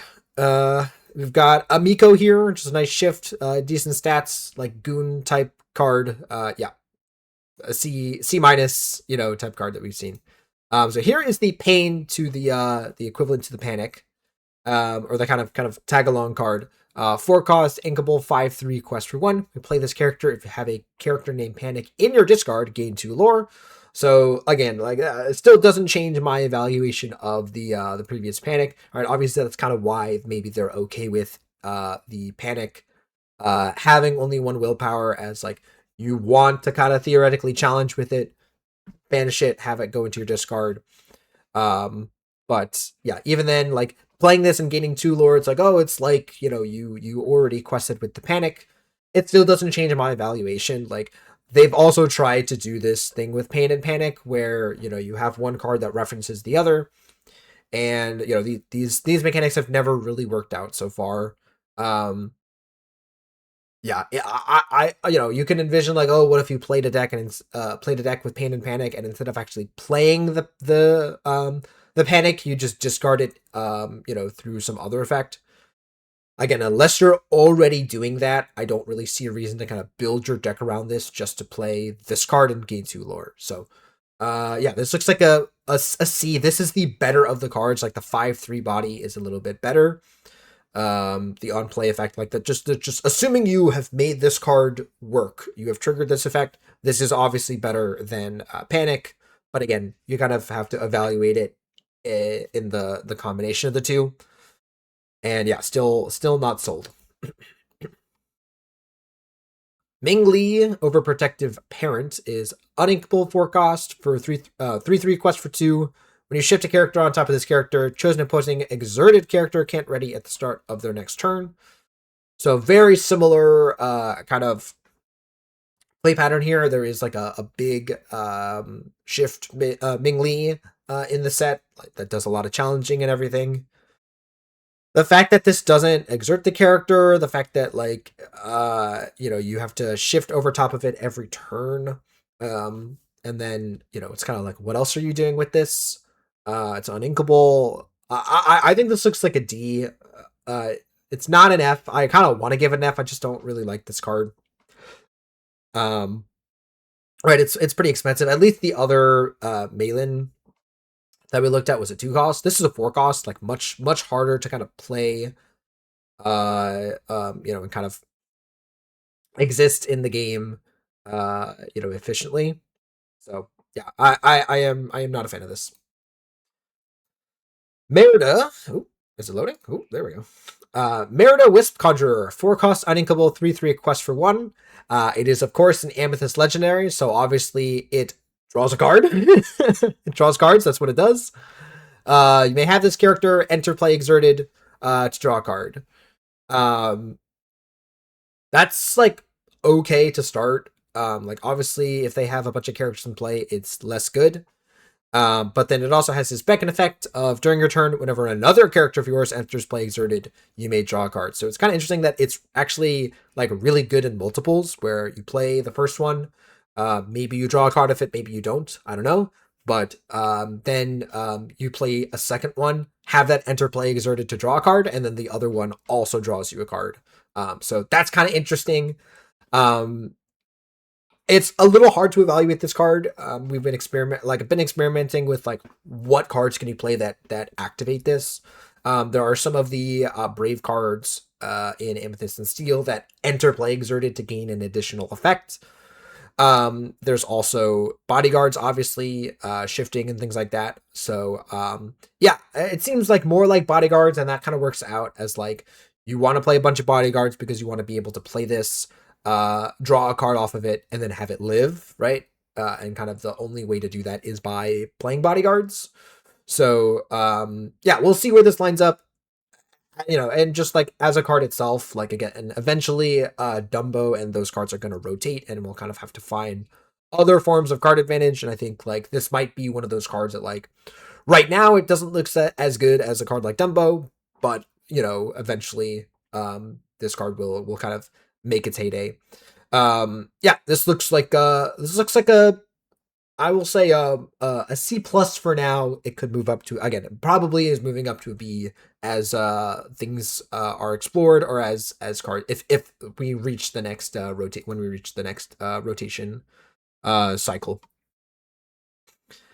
Mrs. Incredible, created by the Vine here, another Vineling, 4 cost, inkable, 4/3 quest for 1. Whenever one of your Flipboard characters quest, pay 1 less for the next character you shift this turn. So notably, it is the shifting here. So again, I'm not. It's hard to evaluate this card in a vacuum. Obviously, like has fine stats. You can also use this as a shift for the Seal Mrs. Incredible from the previous set. Yeah, it's like you have a deck filled with Floodborns. I guess like you have some potential shifts, and yeah, you just get like a huge discount. Yeah, this looks playable. It looks like a C. It looks fine. Notably, you can like have some other characters in play this quest with those characters, and then immediately shift over top of Mrs. Incredible, right? So that's like one way to kind of think about using a card like this. You could have like another shift card, right? You could have like, yeah, Robin Hood, right? You play like, a couple of cards, and then you shift for free on top of your Robin Hood, you challenge with it, things like that. There are ways to kind of take advantage of this card, making cards cheaper is always good. Speaking of cheaper cards, this is a nice Vineling, Pete, 1 cost for a 1/2 quest for 1. Your Floodborn characters gain Challenger 1. So yeah, great 1 cost for this kind of theme, this archetype that they're trying to build out here. Yeah, looks like a C, perfectly playable, and it's good in multiples, right? It counts as a Floodborn itself, so it challenges as a 2/2. You play a second one, it challenges as a 3/2, right? And then also if it is also just a good combat trick, right? To go wide. You have a board full of Floodborns. Your opponent thinks they're safe. They quest out. You play this or maybe a couple of them, and you're just destroying your opponent's board, hopefully. Yeah, perfectly playable card there. Grandma Wu, 3 cost inkable, 1/4 quest for 1. Challenger +2. It's notably a red panda from the again turning red. When you shift a character on top of this card, gain 1 lore. So again, comparing it to the other cards that we've seen, not as good as Malin, but I think is better than the other one that we looked at.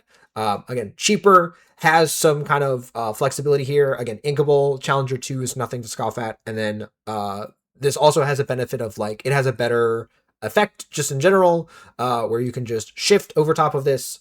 The red panda eventually returns to your hand, and you can just repeat that every turn and slowly just increase your lore total if your opponent isn't questing. And if they are questing, it has Challenger too, and you can just like start banishing their characters. So yeah, I like the way that this card works. I guess also another interesting combination is you can I guess you could shift over top of it, gain the lore, and challenge with it, and also you can just like challenge with the Challenger +2, I guess. But I guess like, yeah, why would you do that when the red pandas are usually larger? So yeah, C, perfectly playable. Yeah, we'll see kind of where that card lands up. Hey, created by the Vine, 2-cost Inkable 1/3 quest for 1. Whenever one of your Floodborn characters quest, you can do the move damage thing. Yeah. This one a little bit less so. Again, we've seen like the 1 costs that the Vineling deck might play, and then this is a 2 cost. Doesn't really make a whole lot of sense. Haven't really seen so much willpower, but you know, it's still a decent card. Just if you needed to fill out your Floodborns. So yeah, C minus. Like I'm gonna say D actually. I think it's pretty low rate, but again, in the Vineling deck, you're gonna need a certain threshold of Floodborn, so maybe you just have to run that. Hera here I do really like. 5-cost uninkable 4/6 quest for 1. When you play this or another Floodborn character, gain 1 lore. So just in crazy that you can just like play this. 4/6 is going to be hard to kill, and then you saw the kind of cheaper Vinelings there. You just start spamming Floodborn characters, and yeah, there's kind of nothing, like not much that your opponent can really do about this, and it's not once per turn. I feel like this is like maybe a card that they would limit to once per turn. Doesn't have to exert. Like there's so many things about this card that just like make it good. Again, uninkable, but there's really not a lot of scenarios where this card is bad. It is a 4/6, so if you're behind, you can challenge with it. If you're at, like, again, if you're at parity or ahead, you're just gaining lore with this, and you're just going off. So C+. I actually like this card a lot. Tinkerbell is just a classic card that we've seen. Again, this is relevant for the Floodborn, like the team up card that we have here. Yeah, the C, perfectly playable. We've got a new morph, Little Imitator, 2-cost inkable 1/2 quest for 1 in Amethyst. So now Emerald and Amethyst both have a morph equivalent. Should be really nice for like all of the Floodborn characters that kind of didn't have kind of efficient shift lines. So yeah, same text. That counts, can shift any character on top of this. I guess this has different templating than the previous morph, as again they clarify here that this includes all shift variants. So even though this is not a red panda, I believe you can temporary shift on this. You can madrigal shift on top of this, even though it is not a madrigal. And right, and obviously like any of the combo shift or any of the things like that that require 2 characters or 1 character or the other, you can use this as any of those. So this looks like a B actually. I think like given the cards in this set, you know, this is definitely going to be like a pivotal card to pay attention to and see what you can do with it. Peter Pan, 2-cost inkable 1/3 quest for 1. Play this. A chosen opposing character can't ready at the start of their next turn. Usually not too excited by these, but for 2, like this is a kind of interesting like anti-aggro card on the draw. You know, your opponent plays a 1-drop, you play a 1-drop, they quest with their 1-drop and play a 2-drop, and you play this and you kind of stem the bleeding a little bit, assuming that your 1-cost wants to quest or kind of can't challenge whatever your opponent played on turn 1. That, or maybe you miss your 1-drop, and this just kind of helps you get back in the game.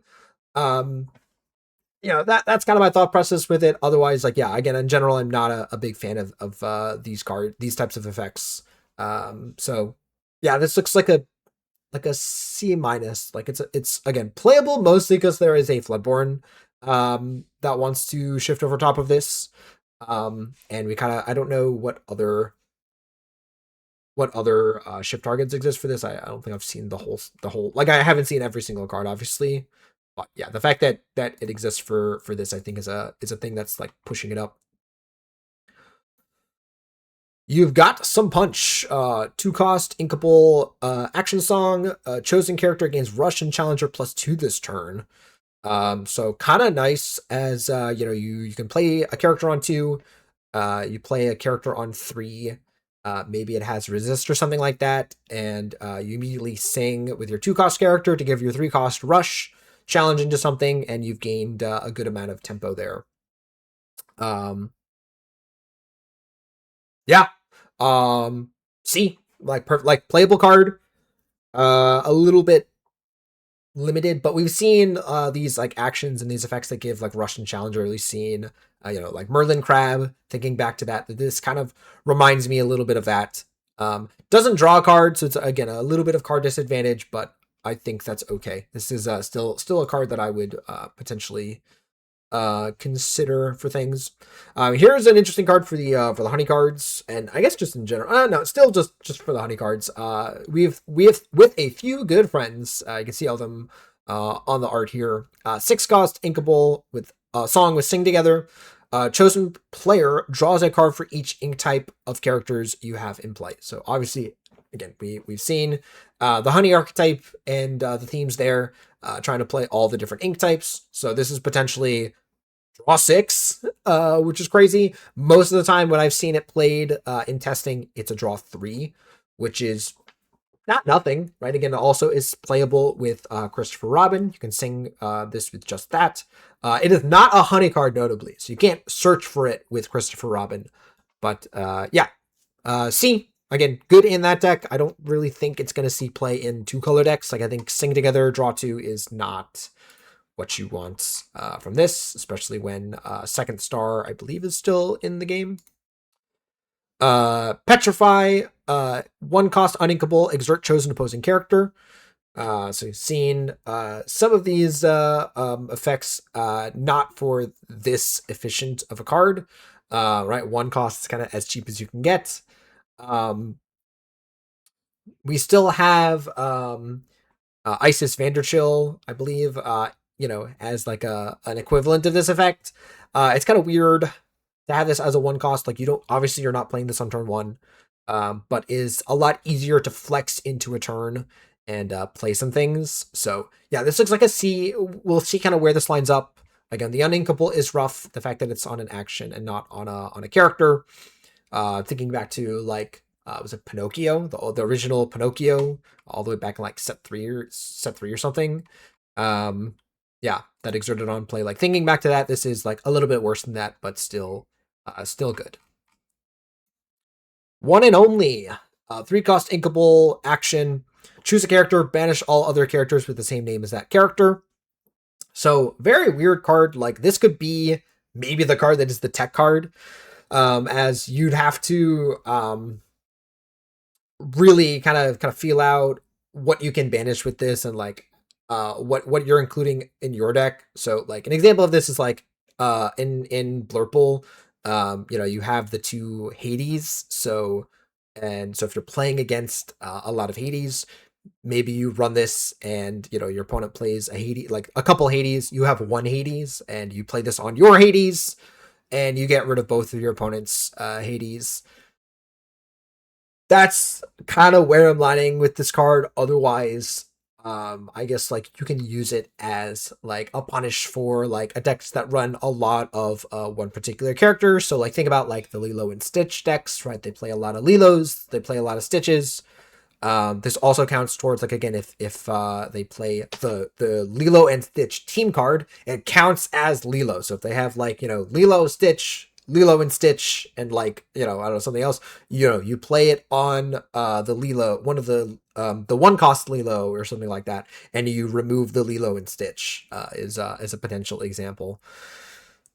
That being said, I still think I'm giving this a tech card. This is a very like hard card to evaluate. In a vacuum, we just have to see what decks arise and like how many cards they're playing with the same names. Again, the team up cards does kind of contribute to that, so we'll see. Protective Aura.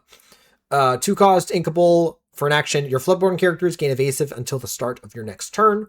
So, potential like protective card, protective aura, you could say, for the Vineling of the Floodborne deck, whatever you want to call it.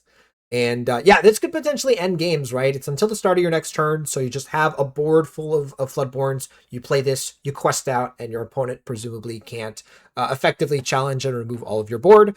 That's likely gonna win you games. It can also be used defensively, right? Your opponent has a bunch of evasives. You play this, you challenge a bunch, and yeah. I think this looks like a C specifically for the Vineling deck. I don't really see it anywhere else, obviously. Narrow Escape. 4 cost, inkable. For an action, return up to 2 chosen characters, items, or locations with cost 2 or less to their player's hands. So similar to kind of what I was saying before, is the bouncing things that are only 2 or less to their player's hands is pretty restrictive effect. Right, it kind of gets outscaled or kind of irrelevant pretty fast. It kind of loses its luster. That being said, like, there are still aggressive decks in the game, so this could be a tech card or a card that you decide to run against those. So yeah, kind of a tech card side grade, or just like a C minus in a scenario where there's a lot of aggressive decks in the meta. That's kind of like the only scenario where you'd really want to play this. I wouldn't run this normally. Yes, you can kind of use it to, you bounce one of your characters and one of your opponent's characters. That's something that you can do, but again, still not sold on doing that. Broken Pod. 1 cost, inkable item. Exert and pay 1 and put a card from chosen player's discard on the bottom of their deck.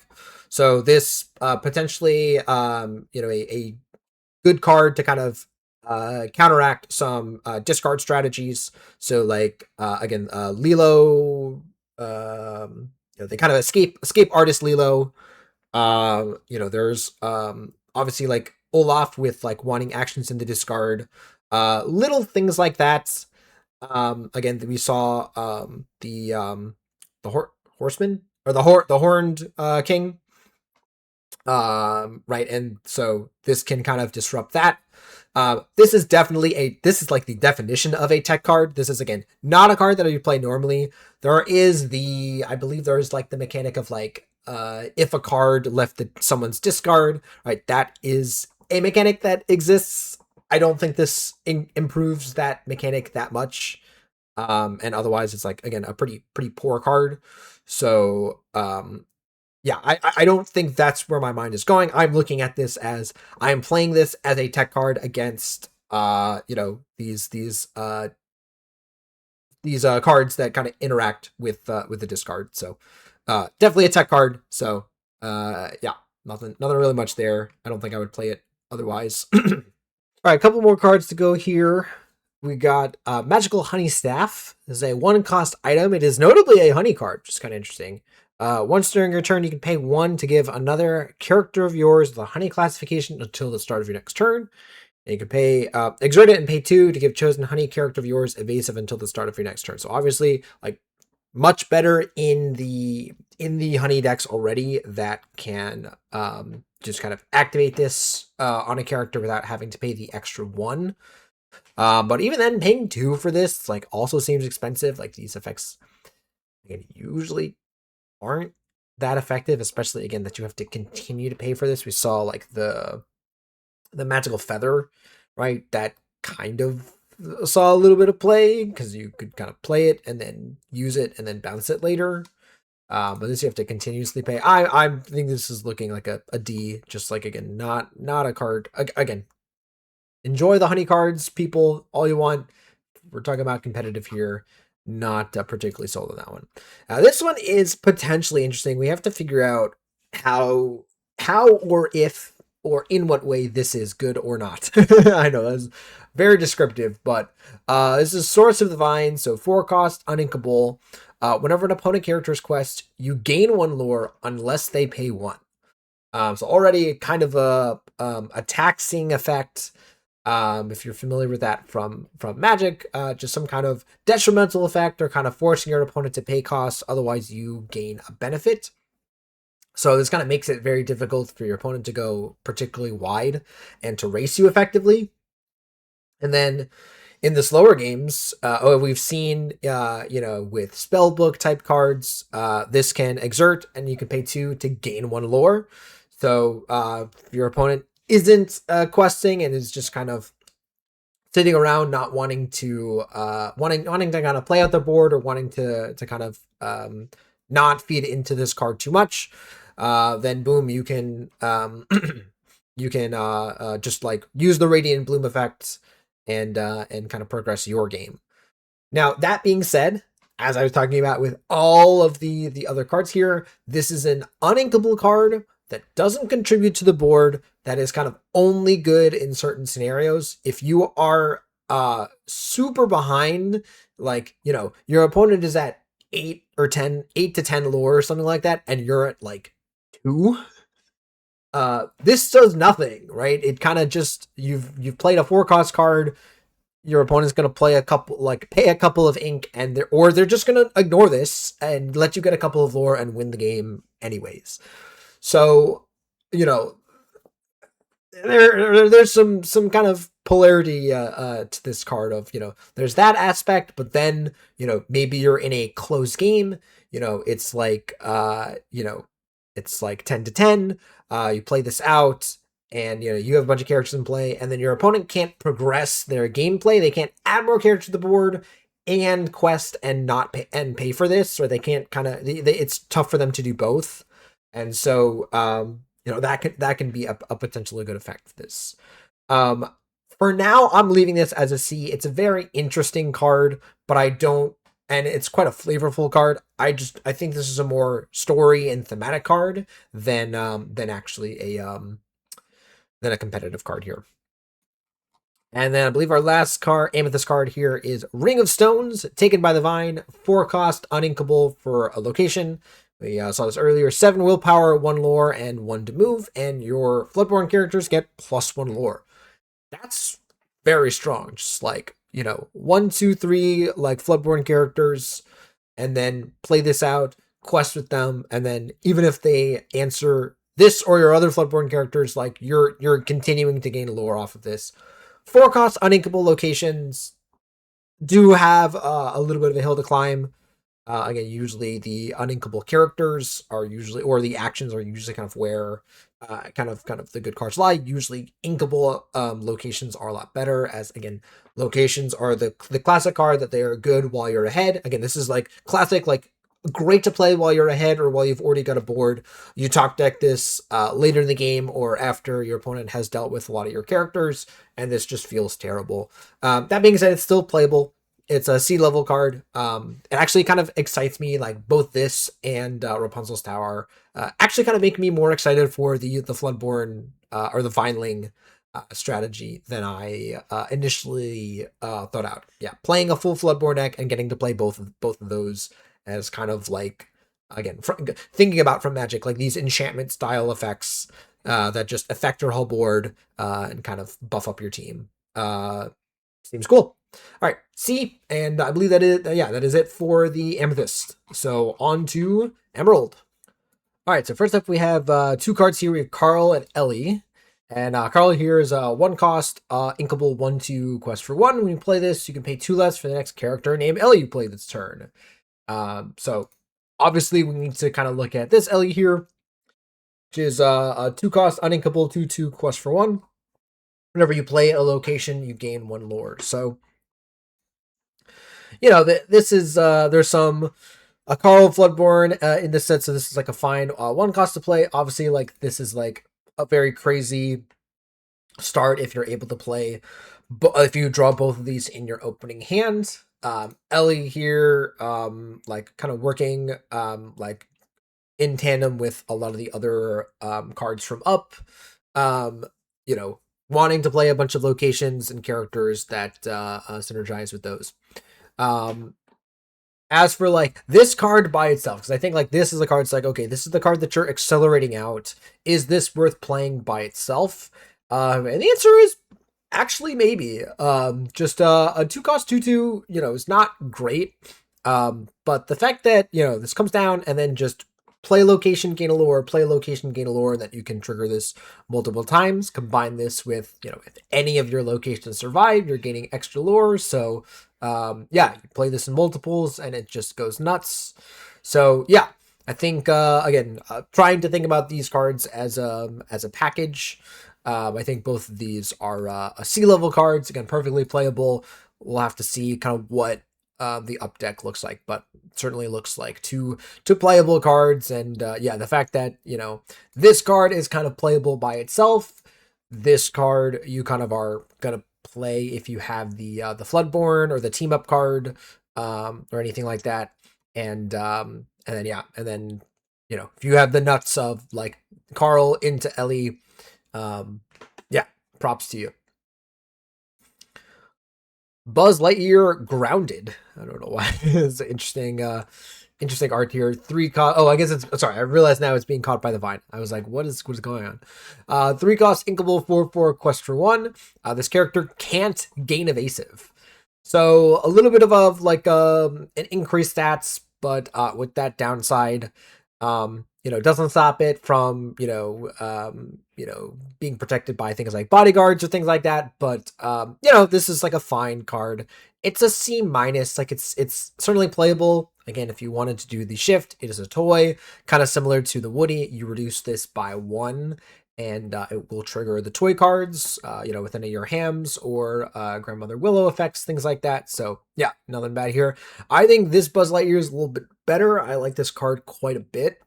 Stats are a little bit underwhelming, but this is 4 cost, uninkable 4/2 quest for 2. Play this and choose one of the following. If you have a toy, kind of just like the Woody, you get to do both effects, and this is kind of the exact same thing, but for actions. Get an action back from your discard that costs 2 or less, and play an action with cost 2 or less for free. So yeah, same kind of structure as we saw from the Woody. And yeah, I mean, again, both cards are still good for the toy decks. This in like a more Buzz Lightyear focused deck with playing lots of cheap actions. Plenty of like these kaboom type effects or baboom types effects of like a 2 cost action that deals some damage. You also have the new Broke My Smolder effect, right? The dock effect. These are things that this card can kind of enable you to get, whereas the Woody is just kind of giving you some extra rebuying effects. This can potentially get you some pretty useful actions at your disposal. The 2 willpower is a little rough, so it's a little bit more susceptible to some removal and everything. Just noticing Woody in the background there is pretty cool. But yeah, still C plus, like playable card, and definitely something to be messing around with. Go for Honeycook, 2 cost, uninkable, 2/2 quest for 1. This character may enter play exerted during an opponent's turn. While this is exerted, your other honey characters gain resist +1. So I'm looking at all these honey cards. I'm not impressed with this. Like this is one of those, like, again, by itself, this is terrible, right? So again, really can only be played in a full on honey deck, and even then, unless you have 2 gophers or you have something that is protecting the gopher, like I believe the rabbit, right, that had the bodyguard. This is just gonna die. And again, even if it did have bodyguard, even if you did have the rabbit bodyguard in play, this dies to, again, a lot of the common removal effects. So you remove that, and then you just like get rid of everything. Yeah, I'm giving this a D. Again, not impressed with this card. Yeah. Russell, 5 cost, inkable, 3/5, quest for 1, shift 3. Your characters at locations get +1 strength, and then whenever one of your characters with 4 strength or more quests, you gain 1 lore. So notably, that includes itself, right? You move it to a location, it has +1 strength from its base camp effect, and then it quests, and you gain 1 lore from that effect. Now that being said, it's only questing for 2. Assuming this is by itself, and with the shift 3 and everything. I've never really been impressed with these location cards. Now, the good leadership ability can just be used by itself. You don't have to play this in a full-on location deck. Maybe you have some cards that are locations, but then you just have a good amount of 4 strength characters, and this is used as a buff for those. But yeah, this looks like a C minus. Like it's fine, but I'm never really sold on these location cards, but that might change again. Again, in the deck where all the up cards are played, if that deck is good, this will be there. Rapunzel Tower Defense. That's kind of interesting. Tower Defense, like the Tower Defense games. This is 4 cost, inkable, 3/3, quest for 1. When you play this, you may choose and discard a card. If you do, return chosen character to their player's hand. So we've seen this, a little bit. Again, think about like angel types effect, type effects of it's a character. You play it, and then you kind of turn a card in your hand into something else. So you get to turn a card in your hand into a bounce effect. Yeah, I like this. It's definitely playable. There also is the like added synergy with the new cards in the set that trigger off of discarding them. As we'll get to, I'm sure. How good this particular card is, yeah, like I'm not sure. Or sorry, how worth it is. Like I've tried it a little bit in the decks and it's just a little bit too expensive. But there could be, maybe there's like a control deck, one jump ahead into this and kind of rebuy or kind of reestablish board presence. So yeah, C. It's like perfectly. This is like a very good example of a C. It's like again, the nuts and bolts card. Like if it sees play, it's not like going crazy. Todd, Clever Fox, 3 cost, inkable, 1/2, quest for 1. When you play this character, you can draw 2, then discard a card. Yeah, okay. I don't mind that at all. You kind of guess you don't, yeah, you don't know. You go up a card ish. Yeah. So yeah, I don't mind this at all. Yeah, I mean the 3 cost ones of this, like the stats are not that great, but if you are doing any kind of discard shenanigans, or you just kind of need something that gives you some advantage, fine. I think it's C minus though, just because the stats are pretty poor. But drawing 2 is nice. Like looking at two new cards is definitely nice. Russell Junior Wilderness Explorer, 2 cost, inkable, 3/2, quest for 1. Decent stats. And whenever this quest, you can move him and one of your other characters to the same location for free. So I guess thinking about this with Carl and Ellie, right? You play that first. You play this on turn 2, and then turn 3 you play some kind of location. Turn 3 or turn 4, right? You play something that you want to move to. You quest and you move to this and another character there, and you gain some sort of benefit. So this is like the best effect like I've seen of this kind before. It's rough that you have to quest, but there's still plenty of locations that can kind of protect your characters or kind of put the tax on your opponent. So yeah, the fact that the stats on this are decent makes me give this like a C plus even. Like I think, yeah, just if you have this and like even just like a couple of locations in your deck, I wouldn't mind running this. So yeah. Rue Honey Rogue, 1 cost, uninkable, 1/1, quest for 1 with ward. And while you have another character, this gains evasive. Yeah, this is like one of the I say better. It's just a cheap, troublesome card to deal with sometimes. Usually the people that I'm playing against in testing aren't using are not really playing around this card very well. Like usually they kind of leave it vulnerable to removal plus a challenge. But yeah, you play this on 1, you play any honey character on 2, and it's pretty hard to deal with the character on that turn. But then, of course, again, if your opponent is able to kind of, create a board they can effectively, kind of prevent you from questing with your other characters. Again, this is going to be hard to deal with if it has ward and evasive most of the time. Obviously, again, just any evasive character also just easily answers this. So yeah, but still quite a nice one drop for the honey deck. So yeah, kind of again needs to be in a honey deck. You kind of need to be able to play a honey character on turn 2. So unless you're playing a bunch of these and like a couple other honey characters, like you kind of are only playing this in the honey, the Christopher Robin deck. So this is like one of the ones that I actually do like. Like this is a pretty efficient card for that deck. Winifred, 6 cost inkable, 6/6 quest for 2 with ward. Really, really hard to deal with this card when it has ward. Yeah, like yeah, you can't roll as Greatest Criminal Mind this. You can't guest on this. Yeah. The question is like, what deck does this go in? I assume some kind of ramp deck. Kind of maybe a blue-green or something like that. That just yeah. C. Like it's definitely playable. We'll just have to see kind of what decks can afford to play that. Aladdin, doing his part, 2 cost, inkable, 3/2, quest for 1. When you play this character, you can pay 1 to banish chosen item. So very similar to kind of the Aladdin effects that we've seen before, just playing Aladdin and banishing an item. This is a little bit more flexible. You get a little bit of a discount if you don't need to banish the item. So yeah, just a 2 cost, 3/2, quest for 1. We have the Aladdin and Genie card that you can shift over this, and just I think I'm trying to think of Aladdins in general. I don't know if there's any other Floodborns.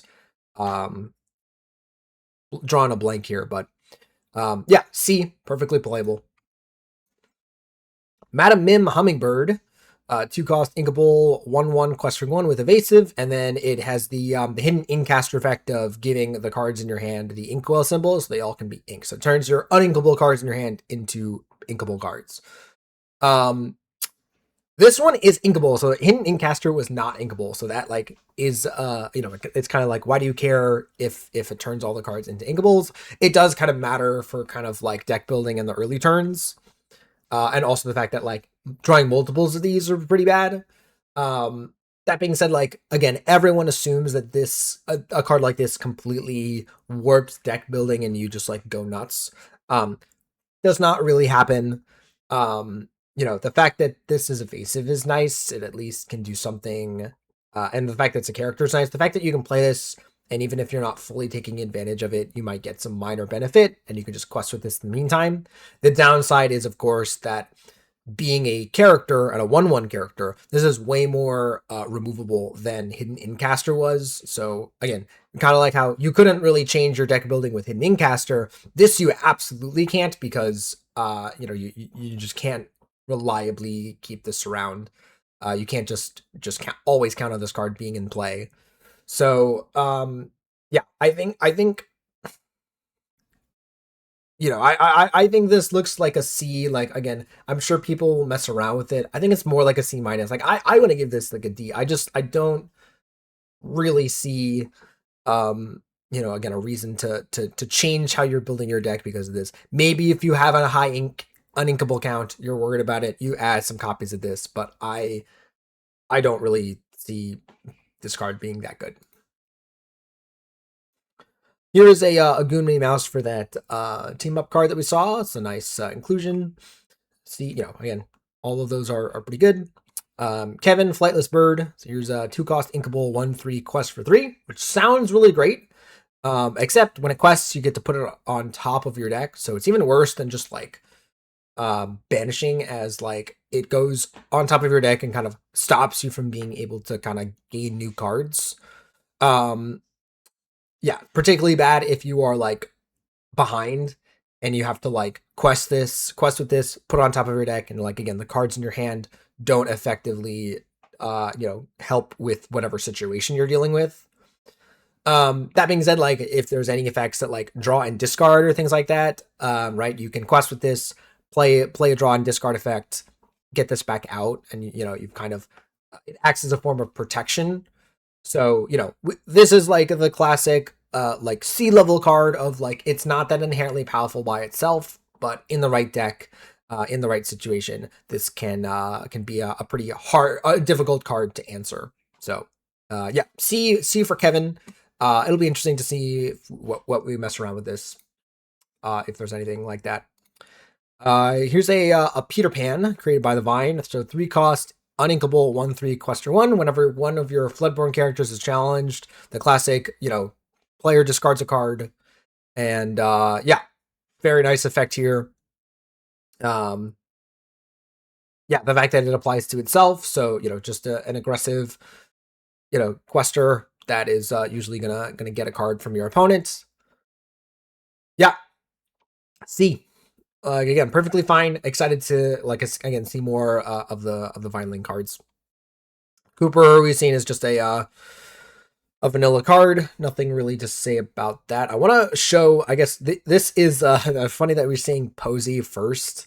I wanted to show the potato first, which is just a 1 cost item that enters play exerted, and it was kind of like wondering what this means and what it was gonna do. I also love the joke of it doesn't have much flavor. There's no thing about the flavor top down design in terms of the card until you see that they have added potato shift, which is you can pay 5 to play this on top of a item named potato. Now there's some questions as to what does that mean, since only characters are affected by drawing. They kind of solved it with just by saying this enters play exerted. So when you play, if you were to play potato and immediately shift Posey over top of it, Posey would enter exerted. I guess. Yeah, I guess that would be weird. Of what happens if you then ready it? Wait a minute. This still doesn't answer the question. Yeah, what happens if you play something that readies it? Okay, I guess we won't deal with that, but just, it's an item. You play the item and you shift for 5 over top of it. You get a 7/8 that quests for 2. Pretty large body. And yes, it has the classic, the downsides that we've expected to see from any shift mechanic. However, it being an item means that it's relatively safe, right? You play the potato out and, it doesn't do much, but it is not a card that your opponent is going to easily be able to answer unless they have item removal. So it means that you'll be able to kind of shift this out and pretty easily. Now, what that also means is that your opponent is going to expect it, since if you're playing potato, there's kind of no other reason to play potato other than this, unless you have other item synergies. And even then, why would you play potato? So, your opponent plays out potato, you can kind of safely expect okay, they have Posey in their deck. So yeah. But that being said, this combination definitely looks playable. It looks like a C. Perfectly reasonable combo to put in your deck. Dr. Bushroot. 5 cost inkable, 4/3, quest for 3 with ward. Whenever this character is challenged, chosen opposing character chooses and discards a card. So very similar to, well, I was going to say Cusco, but I guess wasn't there a different card, Mad Hatter, something like that had this ward effect and had the same effect. So, yeah, means you're almost assuredly going to be able to quest for 3 with this. And then, your opponent will have to challenge into it and discard a card. And the 4 strength on this means you're either trading or you're dealing heavy damage back. So yeah, this is definitely playable. It's definitely C. A lot of people talking about how the ward mechanic has gotten a little bit worse as Demona is everywhere. So, and this also kind of curves terribly into Demona, right? If you're on the draw and you play this, your opponent can just play Demona the turn after. Exert this, banish it, and has a fresh new hand to kind of discard into it, and doesn't have to really worry about losing too much value. So yeah, potential problems for that, but otherwise definitely a C level card. All right, excited for this one. Mother Gothel, evil as ever.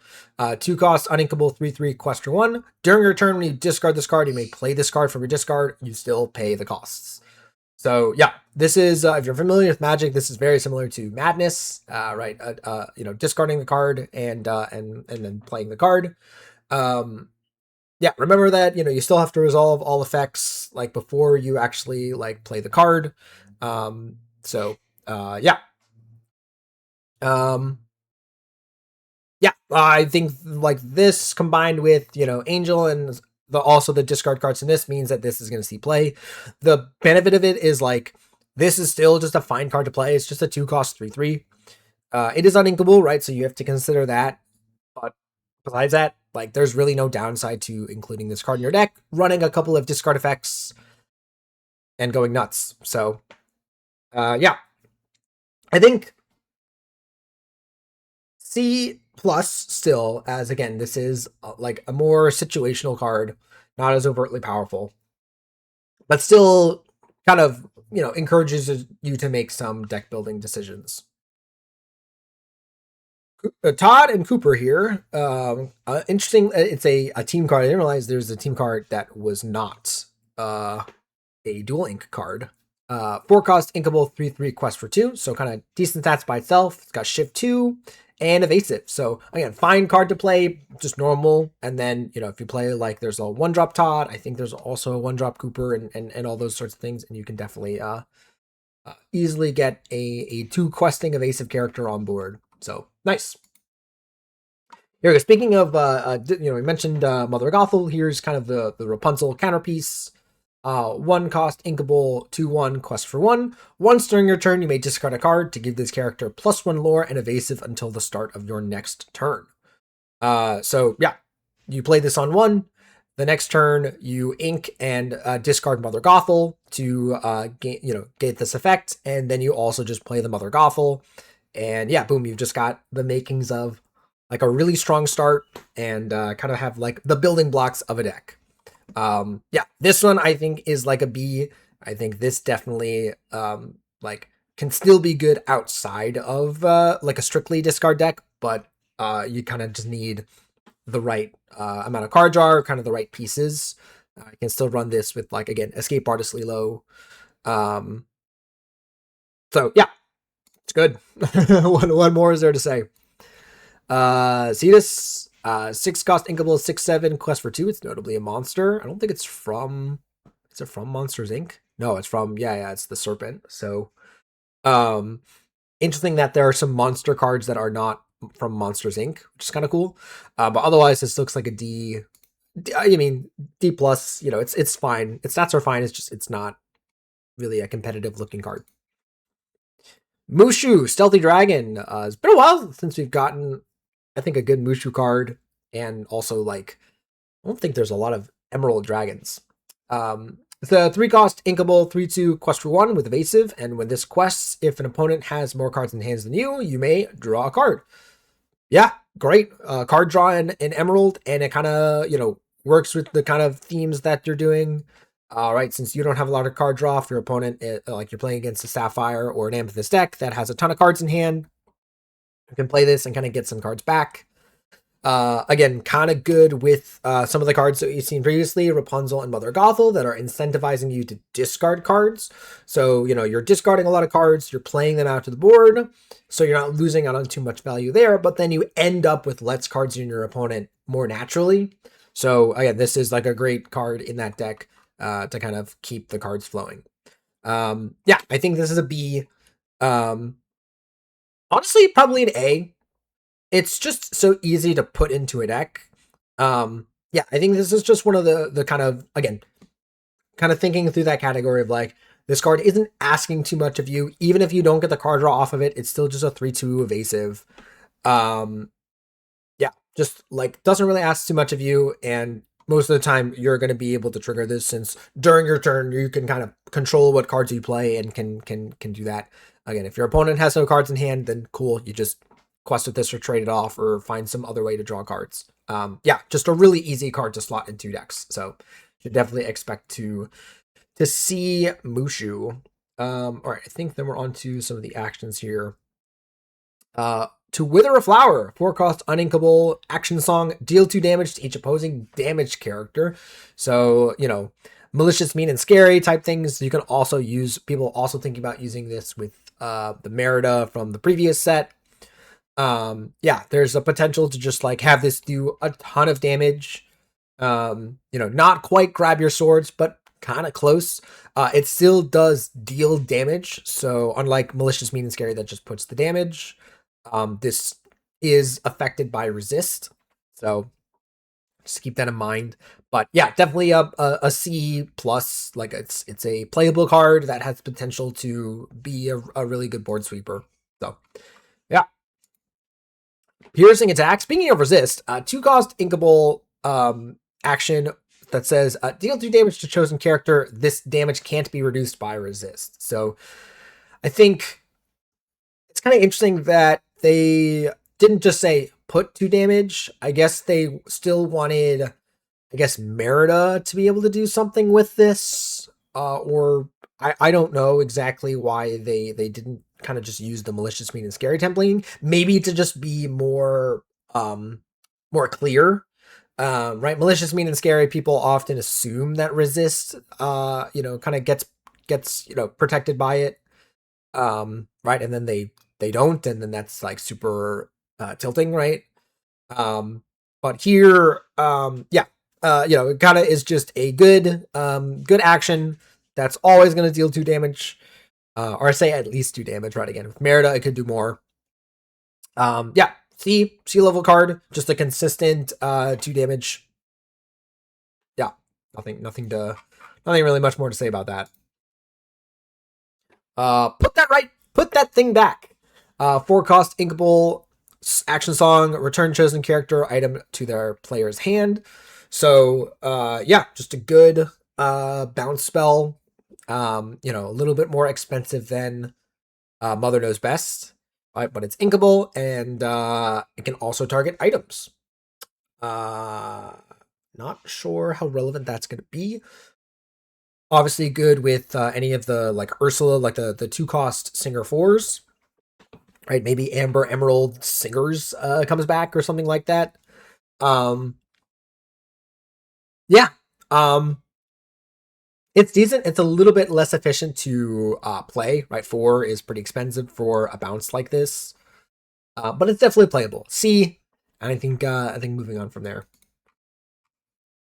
Scout ahead. If an opponent, 1-cost inkable action. If an opponent has more lore than you, you gain 2 lore. I'm usually not like I'm pretty much never a fan of these like actions that do nothing but gain lore. This is even more conditional where they have to have more lore than you. There's some cases of like in a race or just like to get yourself going, you play this, but yeah, I'm not particularly impressed by this. I think this looks like an F. I just would not put this card in your deck.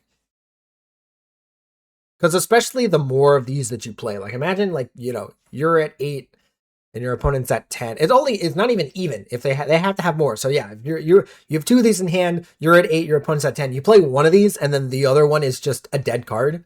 Right? That's kind of like is emblematic of like why this card in particular, when you compare it to, Gathering Knowledge and Wisdom, right, which is uninkable and more expensive, but at least, and I still hate that card. I still don't think that card is that good.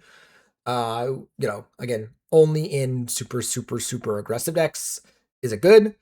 Yeah, even then, like, at least that card is consistently doing its thing. This, again, if you're in a hyper aggressive deck, you can't play this unless your opponent has more lore than you, which means you're probably losing the game. Like, you were losing the game, which means the game's over. Yeah, I think F. I think that's like one of my few Fs. I talked about Potato again. I'm not gonna grade that individually. Adventure Book, 3-cost inkable item. Exert and pay 1 to reveal the top card of your deck. If it's a non-character card or a card named Kevin, put it into your hand. I gotta love the flavor of this. You look for location cards, right? Non-character cards. You can also look for actions, I guess, too, which is kind of interesting. And then, or you also can find exactly Kevin. I guess that kind of works with the Kevin that we saw earlier. That you put it on top of your deck, you use this, and boom, it goes back to your, and boom, it goes right to your hand. You essentially got to quest with it for free. I'm being sold more on Kevin and this. Yeah, again, kind of like Malin, this hits a wider variety of cards. being any non-character card, it can be another copy of my adventure book. Um, yeah, I think this is a C. I think this is a perfectly playable card. It's a little slow, right? It has to be in a controlling, like in a pretty controlling deck or a deck that's able to kind of can afford to play this. So yeah, I'm kind of interested in that. Interesting. All right, adventure book, and then a couple cards in here. Vine Pod, 4 cost uninkable. This enters play exerted, and you can exert and pay 1 to banish chosen character of yours, and can play a character with the same name for free. So that again includes like different versions of Buzz Lightyear, for example, or something like that. You can play the 2 cost Buzz Lightyear, play this. Next turn, banish your Buzz Lightyear, and immediately play the big Woody and Buzz, for example, right? So that could be a way to kind of cheat this into play. The downside is, or the kind of limitations is that this enters play exerted. Your opponent is kind of knowing what to expect. So if you have like a character in play, they're going to try to banish those. Also, again, item removal hurts us pretty badly. And you're kind of limited in that you have to play, a lot of characters with the same name if you want to consistently activate this. So, we've seen them try to do stuff like this before, where they take, like the Mickey Mouse trumpeter and these style effects of, put cheetah card into play somehow. The fact that this comes into play exerted is kind of rough. So, yeah, I think this is a C minus. Like it, I'm sure someone will try to make something work with this. But yeah, I'm not particularly sold. And then we got Paradise Falls. While you have a character here, this location gets +3 lore. It's a 4 cost, inkable location, 7 willpower, 1 lore, 2 move.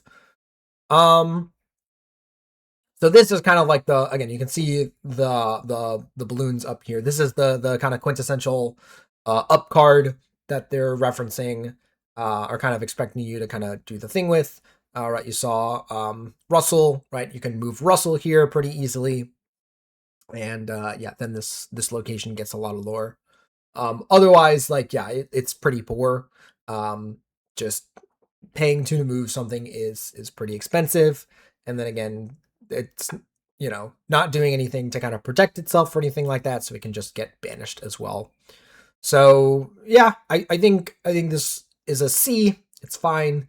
Again, with the caveat that this is likely to be played alongside the up cards that are taking advantage of locations. So yeah, a lot of interesting cards here in Emerald. Again, a lot of the location stuff and the discard stuff are kind of new design spaces that they're improving upon. So yeah, cool. Let's move on to Ruby.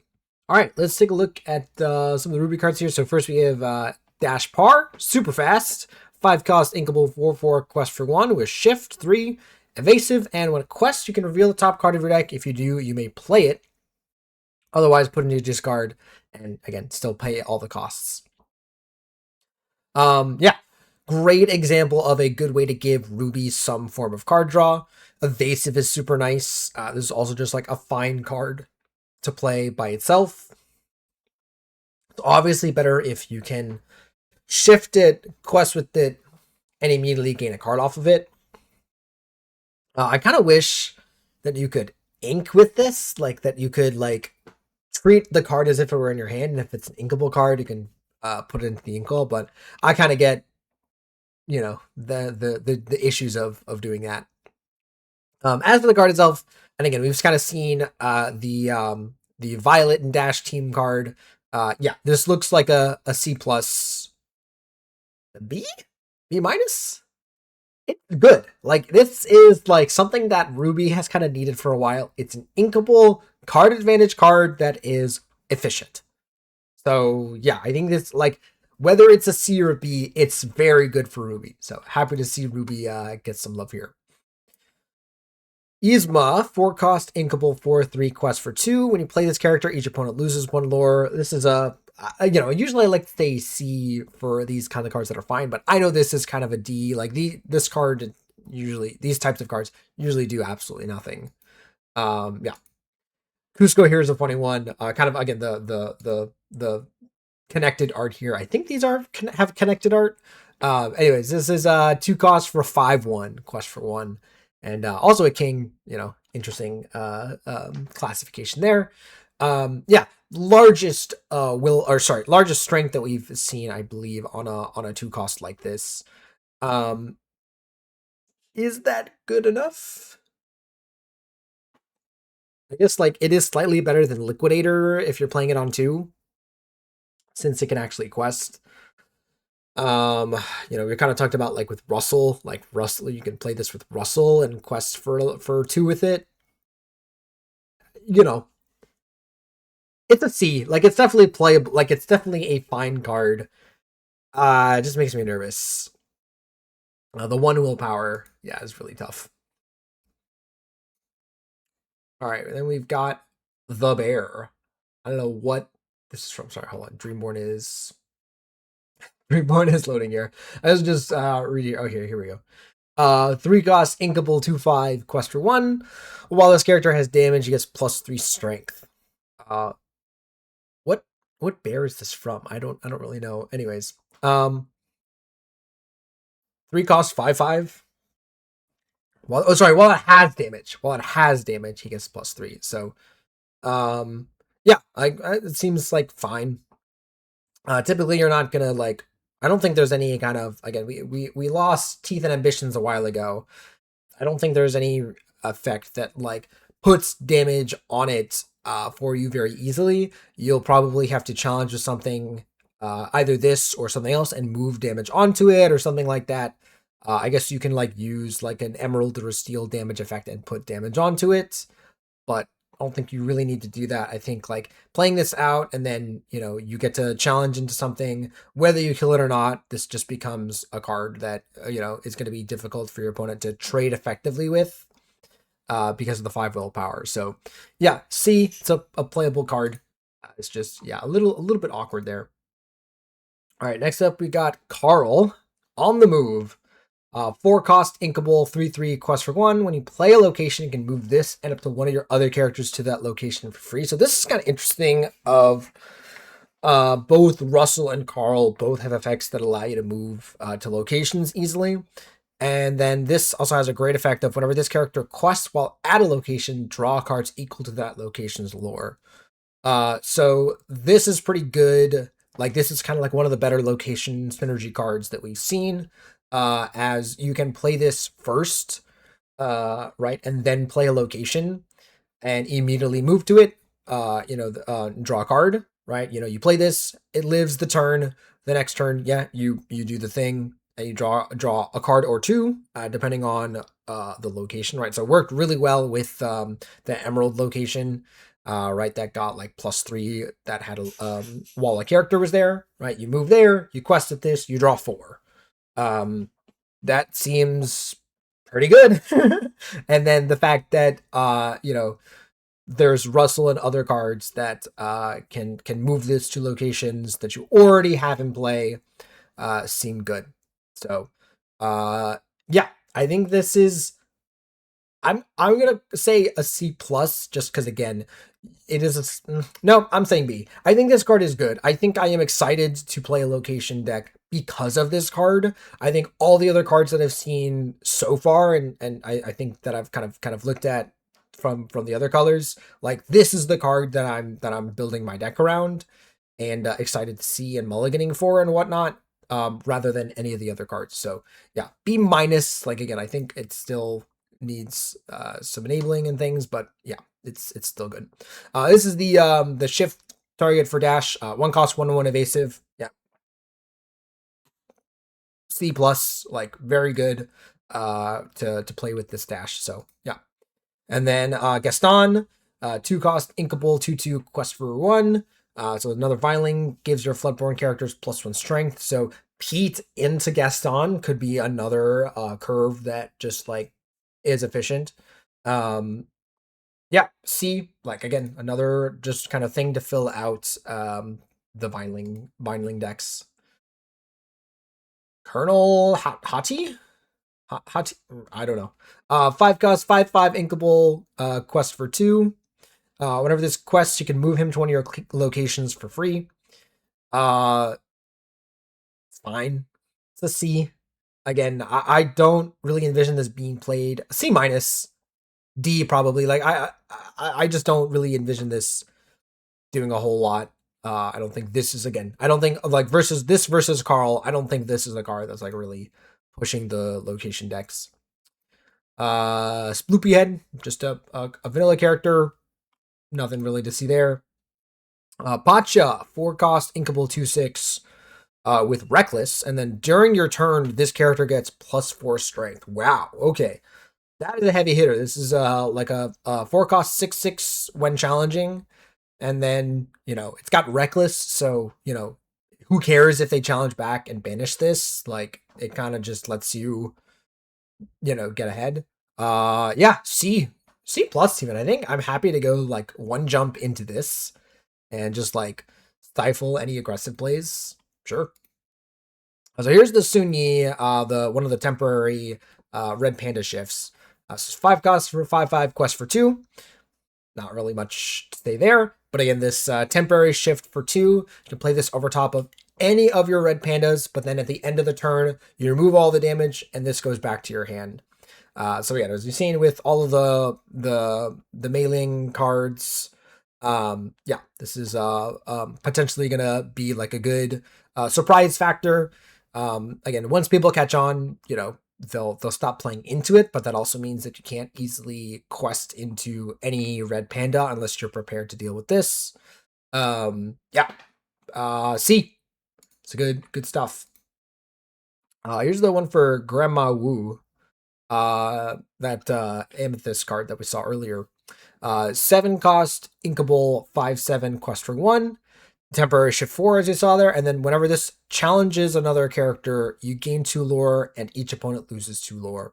So if you shift this over like you play the Grandma Wu, and then you shift over this, and then you challenge, you have gained a total of 3 lore, and your opponent has lost 2 lore. Yeah, obviously, like, this is pretty expensive to play for 7, but yeah, still kind of, again, kind of like the previous red panda. Like, this is gonna be difficult to play around if your opponent plays the Grandma Wu. Notably, this is not red panda shift, right? So that's the difference. This is a temporary shift. This is a red panda shift. So this is gonna be any red panda. This specifically still has to be Grandma Wu. So still a C, still good. I wonder if is there a Grandma Wu in this color? Yeah, no, there is not. So yeah, you kind of have to play it in Ruby Amethyst with that Amethyst card. Okay, interesting. King Louis, 4-cost, inkable, 3/4, quest for 2 with Singer 6. I am not really sure what song this thing is supposed to sing. Kind of seems more like a flavor thing and just like a fun card. Funny that, yeah, it is a king as well. That's funny. C, like, it's a decent stats. Like, it can quest for 2 if there's some kind of song that you need to sing, maybe. But yeah, I think it's just a C. Beast, 3-cost, 3/4, quest for 1. While you have a character named Bell in play, this character gets +2 strength. So works really well with the Bell Snowy Strategist, whatever it is, the from Winterspell that we saw. Right, so you play this on 3, you play that Bell on 4, get to challenge with it, and then if it trades or if your opponent tries to trade back, then you gain the benefit from the Bell.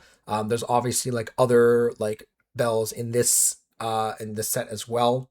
So it seems pretty easy to enable. 3 costs for 5/4. That's pretty good. Yeah, it's a C. It's perfectly playable. It's not the best card in the set, but it's worth exploring. Again, you will need to play some amount of shifts for the beast the beast spell team up card.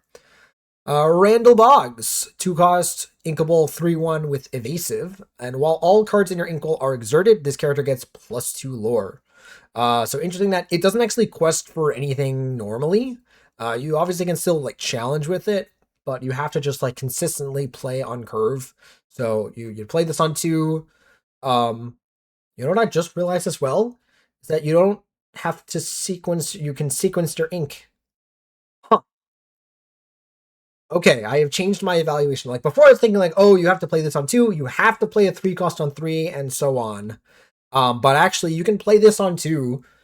The next turn, you can play another Randall Boggs quest for 2 with this, then ink. Right, and that's kind of interesting. So I like this mechanic a lot. It lets you be more intentional with when and how you ink. Um, yeah. C plus even, like, yeah, an evasive quest card that quests for 2 starting on turn 2, like, yeah, that's not bad at all. Donald Duck Vineling Rider, interesting. 2 cost, uninkable, 2/3, quest for 1 with Rush. You've seen these effects or seen these types of cards, these uninkable cards with Rush. They just don't really have great stats.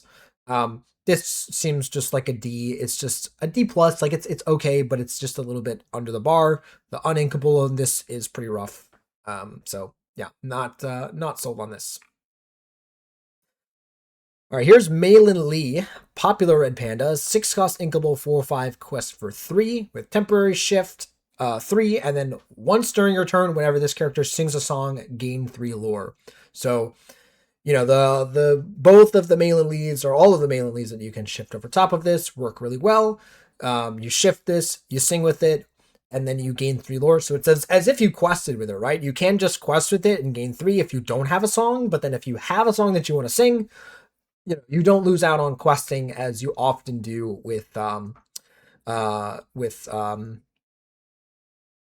when you're playing songs with characters. Yeah, this looks like a B. This is not quite to the A level, as again it is a little bit of a tempo loss with the temporary shift. If you really want to make usage of this card, you have to have a certain amount of songs in your deck.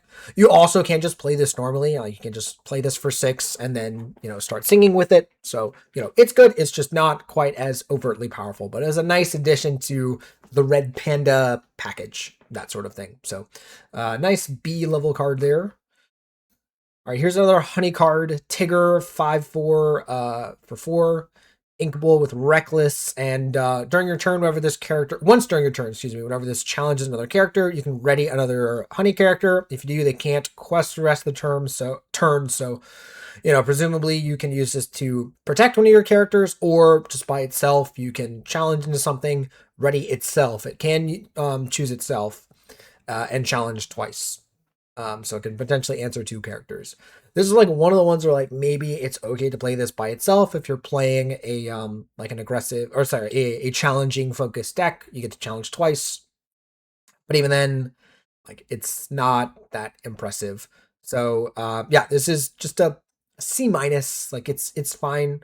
It does what it needs to do. Again, it will be good in the honey decks, right? Again, you can search for it off of your Christopher Robin if you need a good challenging character. Yeah.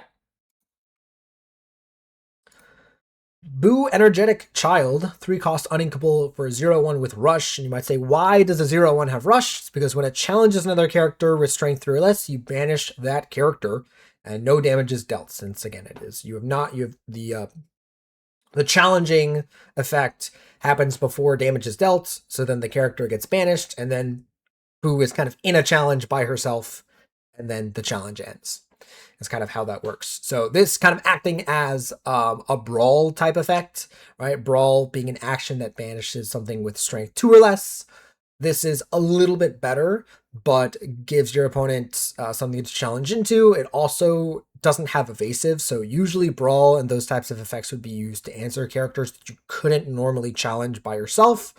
However, this has some upside of being able to potentially repeat itself. If you ever challenge your opponent's only character with this and they don't have a way to remove this now just sits in play and is just potentially going to cause havoc for your opponent. So there are some potential upsides with this. It has its limitations, but being essentially a 3 cost banish a character with strength 3 or less, minus the evasive part, I think makes this card worth exploring, and definitely will be played in some amount. So looks like a C plus. Like, I think it's not a B.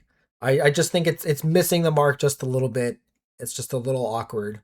And again, doesn't quite meet for competitive level, but I think there are some decks that will try it out. Sully is 3 cost, inkable, 2/5, quest 1. When you play this character, you may exert all cards in your inkwell. And then while all cards in your inkwell are exerted, this character gains rush. So obviously, like, playing this on turn 3 doesn't mean a whole lot. You just like play it, everything's exerted, and so then you can just rush in. Obviously, as we showed previously with the what's his name, Randall. You can kind of do some things there, and you can enable your Randall. And then of course, like we've seen, where we have the Sully and Boo, team cards that you can do things with. So yeah, this looks like a C level card, just again perfectly playable. Ooh, keeps getting rid of my filters. Sorry about this. Okay. All right, so we looked at Sully. Here's the big Ming Li that I was telling you about. 9 cost, inkable, 10/10, quest for 2. Huge character, but obviously very expensive. And it's got temporary shift 7. And then when this challenges another character, you ready her. She can't quest for the rest of this turn. So you can kind of she can kind of be kind of like the Scar, that type of effect of you just go into all of your opponent's exerted characters and just take them all out. Yeah, this looks pretty good. There's a question of like how, is there a Ming Li in Ruby? I guess it's only in Ruby Amethyst. Is there a Ming Li? I think it's only, yeah, there is no other Ming Li in this color. So yeah, you kind of have to play it in Amber or with Amber or Amethyst. There's a Ming Li right in Amber and in Amethyst that you can shift over this. I guess Morph. Again, Morph is another reason why you might this card might see some usage. But yeah, assuming you can shift this and immediately start challenging, like, yeah, this is gonna mess up your opponent's board. This is kind of like, again, not quite be prepared, but very, very similar to it. Notably, like, again, the 10 willpower, the 10 strength on this and the willpower, like that, those stats like are great, as it's likely to live multiple challenges, and then you can also answer a location, any location after this, like at the end, banish all the characters, last challenge, banish character. So yeah, I think C plus on this, as again limited to those decks. You kind of need to be able to shift this. It's kind of a bad card if you lose out on the shift. Like, it's pretty bad. It's an expensive card. Again, only good when you're wanting to do a bunch of challenging. It's not really like, you not want to shift this and quest for 2 with this, right? You kind of only are, this is only good when you're on the back foot.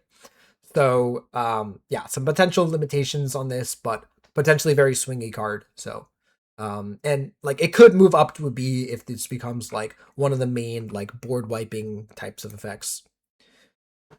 Captain Hook, Conniving Pirate. 2 cost, inkable, 3/2, quest for 1. When this challenges another character, gain 1 lore. So just a nice card to play in the early turns. Again, kind of like Calhoun, your opponent doesn't really want to quest into this if they're not going to be able to kind of banish or challenge you back. But yeah, C plus, like, very, very playable card. Never like really sad to see that card. Oh, there is a Goon Peter Pan. Cool. That is good to see. Like, again, that'll be good for the team card. All right, this is a card I'm very excited for. This is Red Moon Ritual. So 7 cost, uninkable song with Sing Together 7, banish chosen character. So just exactly kind of the card that I've like been wanting for things like Powerline, or just kind of the decks that I've been wanting to mess around with in general. I've tried very much to make like Amber Rupee songs a strategy before. Was missing out on exactly a card like this. Before, you'd run things like Be King Undisputed, which is significantly worse than this. This takes a little bit more setup, right? You need the 7, right, song or the singer ability. But if you are able to do that, you just get to point, and remove. So yeah, this works really well with the Malin. As I kind of mentioned, like obviously there's a turning red. There's a red panda on this, so obviously like it's designed to work with it. And yeah, Powerline is eating good this set, I think, with all of these new additions. So that being said, this is just to see. Like again, it's kind of only good for that. It is a uninkable. It's like still can't deal with ward characters, so like there's still a good amount of downside to this. This doesn't help when you're facing against a deck that's going super wide. So yeah, I think just to see, but really cool piece to get. We got more banishing. We got a red alert, 4-cost inkable. Banish chosen character with 3 strength or less. If you have a monster character in play, chosen opponent loses 1 lore. So you don't need the monsters, but I guess it gets a little bit better. But yeah, kind of a slightly more expensive brawl, but with a an added strength condition to it. So this can hit, like before brawl couldn't hit things like Robin Hood, Captain of Sherwood. I'm trying to think of like what 3 strength metrics you hit. Cards like Jesse, from the toy decks, right? These are all things that now you can kind of more easily remove. Again, it's a little bit more expensive, but again, maybe you play some monster cards, and it becomes even better. But yeah, C plus even could be a B. Like I think most decks are going to want to play this over the Firefly Swarm. I think Firefly Swarm is a little bit too cost worthy. Like it's not really, you're not really enabling the Dragonfire effect of that, and you kind of want to be able to hit a lot of things, and it is inkable, which is nice. Roar, 1-cost action, chosen character has +2 strength. These usually aren't good. Yeah, this looks like a D, almost an F, D minus. I'll say like it can do things. It can be a combat trick. Also hilarious. We got the Mike Wazowski meme. So good for that, but otherwise, like, yeah, not really a competitive card. Prophetic Vision, 2-cost inkable action. Shuffle your deck, reveal the top card. If it's an action, you can play it for free. Otherwise, put it on the bottom of your deck. Then each opponent loses 1 lore and gain 1 lore. So if you don't play it, you only gain the secondary effect if you don't play the card. If you find an action play, again, you could be, any action could be like a song, could be Red Moon Ritual, even something like that. It could be really good. But yeah, otherwise, like, this is a pretty dice rolly card, right? It has like a tough an unlikeliness to really hit something great.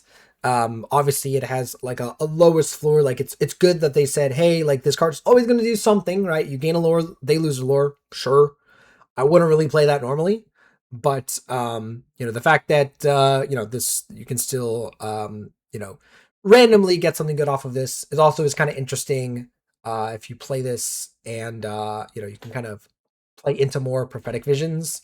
But yeah, for now this is a D, like maybe a C, like maybe something cool is done with it, but yeah, I'm not as impressed with it. All right, next up is It's Gonna Be Great. I guess that's more of the Frosted Flakes pronunciation. Is it the same? I don't know. 2-cost inkable action song. Ready chosen character they can't quest for the rest of this turn. Very simple effect, but potentially powerful.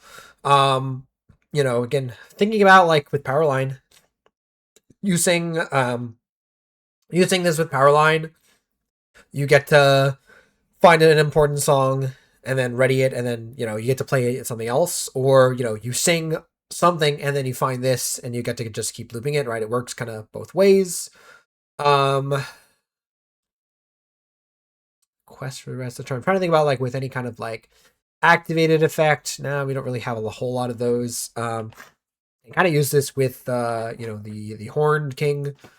Right, you can quest with it, play a bunch of stuff, and then ready it. Just brainstorming some things. It definitely has some usage, but we've kind of seen that these effects are just usually not worth it. So I think a D for now is just it's not really what you need. Scream Canister. 2 cost, uninkable item. Exert and pay 2 and exert all cards in your inkwell. Excuse me. Ooh. Exert chosen opposing character with strength 2 or less. So I guess like trying to prevent you from just going like too crazy with these. Exert all cards in your inkwell. Yeah. I guess also just like helps with Randall and some of these other cards that want you to have all the cards in your inkwell exerted. Yeah, I guess like you could maybe do this exert chosen. You can also, again, you don't have to have this in play if you're going to do that. Yeah, notably you can't just like exert cards in your inkwell. You have to actually play cards, or you have to do an effect like this. So maybe this is an effect that helps, but otherwise this looks pretty unplayable. This looks like a D. It just like, I don't imagine you're going to want to have this as one of your uninkables. You draw multiples of these, like it's going to feel really bad because you can't even use 2 in one turn. So yeah. Bunch of balloons. 1 cost, inkable item. When you play this, choose a location of yours while this is in play. The location gains evasive, and you can pay 3 to return this item to your hand. So very similar to the magical feather, or whatever it is that I was referencing before. Yeah, this is nice. Assuming you're able to play a location and then immediately play this, your opponent's gonna have a hard time answering that location. Unless they have item or location removal. And yeah, that sounds pretty good. And then if something like that ever happens, boom, you just get to bounce this and replay it. Yeah. Yeah, this seems like a nice protection piece for if you really just want to protect those locations. It seems a little bit risky as, again, usually the location decks want characters and locations, and that's it. Adding an item into the mix makes it likely that you kind of draw cards in these cards in the wrong numbers or kind of wrong combination. Obviously, like you can still just ink this, right, if you don't have any locations, so it's not the end of the world. But yeah, this looks like a C minus. Like, again, it's really specific, really in one deck, but the power level and the flexibility is there. Again, costing 1, being inkable means that yeah, this definitely has a chance. So yeah. And then I believe last we have two locations here. So this, I believe, is the vine equivalent. It seems like there's one in each of these colors. Beast Castle, overrun by the vine, 4 cost, uninkable, 7 willpower, 1 lore, and 2 to move. Kind of confused why it's 2 to move when it says your Floodborn characters gain rush. I don't know why we care about the move cost when we don't have to do anything to move to the. I guess like if there's anything of like if a character is here, is at a location, do something. I like still is weird. Anyways, yeah, this seems like a fine card to play and kind of force your opponent to to challenge into this. If they can't fully remove this, then all of a sudden you're slamming your new characters, rushing in, and yeah. That being said, again, uninkable and is a little bit awkward. Again, giving the it's unlikely you're going to be able to play this plus a bunch of Bloodborne characters, right? So yeah, I think this is just to see again, depending on what flavor or color combinations of these kind of Vineling decks see play. But yeah, definitely like that. Again, it's just kind of an efficient card. You put it into play, puts a little bit of pressure on your opponent, and there's some potential benefit for engaging with this card. All right, Carl's House. Interesting, kind of numbers on this. 2 cost, inkable, 6 willpower, 0 lore, like no lore, and also 0 to move. It says once during your turn, you may move chosen character from here to another location for free. If you do, gain 1 lore. So you can kind of once per turn just ignore the move cost of a location. The fact that that is on a location itself is nice, and it gives you a lore right away. So you do need a certain amount of things to be able to do this. You need a character, and then this and another location. So yeah, you kind of need 3 cards in order to make this card do anything. But it kind of seems like, either your opponent plays this and doesn't care about it, or maybe you play, you know uh some usually the ones with higher move costs usually have higher willpower. You play something like that, hopefully it sticks around. You play a character, play this, and immediately move your character into that location. So yeah, this looks like a C. Again, this is something like I could definitely see making a location deck work. This and the Carl and Carl's house both seem like kind of the more pushed location cards that I've seen in quite a bit. So yeah, a lot of interesting things going on from Ruby. Like, I like, again, we start off strong with the dash and, like, all of the red panda stuff, the red moon ritual, like a lot of good removal, and then just some kind of good standard cards here. So yeah, let's move on to Sapphire. All right, let's take a look at some Sapphire cards. We got Launchpad, 4-cost, Inkable, 3/4, Quest for 2 with alerts. I guess there's the Launchpad that you can play with the team card, but otherwise, I'm again, it's a C. It's a playable card, but it's not exciting me. We got Doug, 3-cost, Inkable, 3/2. When you play this, if you have an item in play, draw a card. Oh, that's kind of cool. Like, as for like what deck you would actually play this in, not really sure. Even in like Infinity, like, again, with the popsicle decks, like, I don't think they want to play this. So, I guess you could play this with the potato. Blue green, like, play potato on 1, something on 2, this on 3, draw a card. Eh. See, it's definitely playable. I just don't know what I would put it in.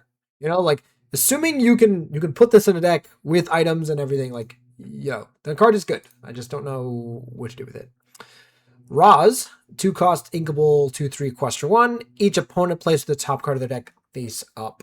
So notably, it's not I thought it was both players, but yeah, this is just your opponent. So you get to see, get some information, and yeah, the question is, like, is that really worth it? Notably is also a monster, so, like, if you're playing like Ruby Sapphire, I guess, and you want to play like the monster removal and things like that, play this on 2, you kind of get to some information. But yeah, I'm not sold. Not sold that this is like worth including a lot in your deck. So yeah, this looks like a D. If it was yourself as well, like, that would kind of be interesting. That would, like, the giving yourself the ability to look at the top card of your deck whenever you want instead of revealing it. Yeah, just some thoughts. Merlin, 4-cost, uninkable, 1/4, Quest for 2. You play this, you draw a card from the bottom of your deck. That's kind of weird, but also has, when this is banished, you put this card from your discard on the bottom of your deck. So if you draw multiples of it, so it's kind of interesting in, like, I was gonna say aggro, but I guess just like mid-range deck, where you play this, it dies, and then you find a second one, and then you play the second one, and you draw the one that got banished and put on the bottom. Kind of interesting that. And then combine this with develop your brain, or any kind of those effects where you kind of develop your brain, you see 2 cards that you potentially want, but maybe you want one later in the game, and so you can put one of them in your hand, the other on the bottom, and then later on, if you're like super big brain, you can remember what's on the bottom of your deck, play this, and gain access to that card from before. So like the mechanics of this card, the one strength has really thrown me for a loop here. Again, I think they're trying to avoid, again, the genie wish fulfilled scenario. And also, again, trying to limit it too much, where, if you start playing these and they start dying, then you're kind of not gaining as much advantage. You're kind of just drawing more Merlins. But it's definitely playable. I think this is a C. Like, definitely, like, the first one that you play this is pretty good, right? Just a 1/4 that draws a card. Um, yeah. Yeah, I think it's C. It's definitely playable. Quackerjack. Again, don't really know anything about, right? This is from the whatever Launchpad, or Darkwing Duck, right? I think that's what I've been told. I don't actually know. Anyways, 5 cost, uninkable, 2/4, quest for 2. When you play this character, and whenever he quests, put the top 4 cards of your deck into your discard. Then you can deal 1 damage to each, 2 chosen character for each item card put into your discard this way. So, kind of interesting, as it both has the potential to deal like damage by itself, right? Just getting to shoot something if you have a bunch of a bunch of items. I was about to say artifacts. My magic lingo coming out there. But also just filling up your discard, right? Is seen again with cards like Firefly Swarm or Leviathan that you need some way to kind of enable those cards. This kind of does that, but then also in an items heavy deck, this can just start shooting things. So the quest for 2 is nice. The 2/4 body is a little rough, but yeah, this is kind of like a questionable C of just don't really know what kind of item deck is going to exist right now. This item card, I believe, Scrooge, and I get no, it's even is Tamatoa still in. Oh, I don't even know. I think it's not, right? Hold up.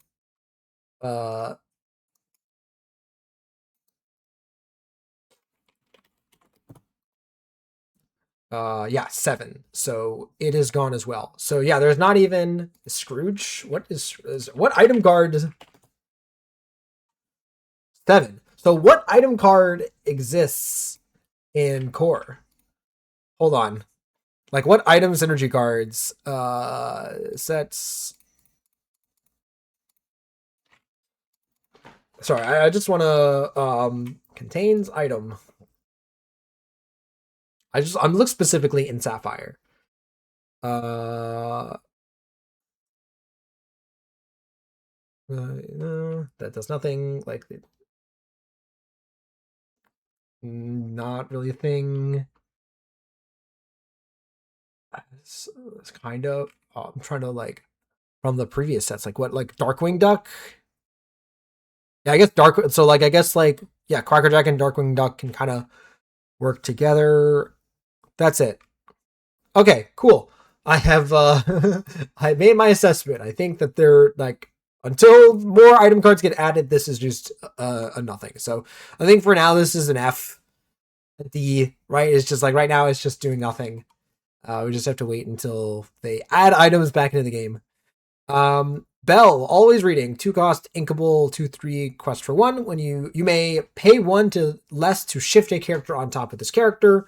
So you can shift the Bell Beast team card for 5 instead of 6.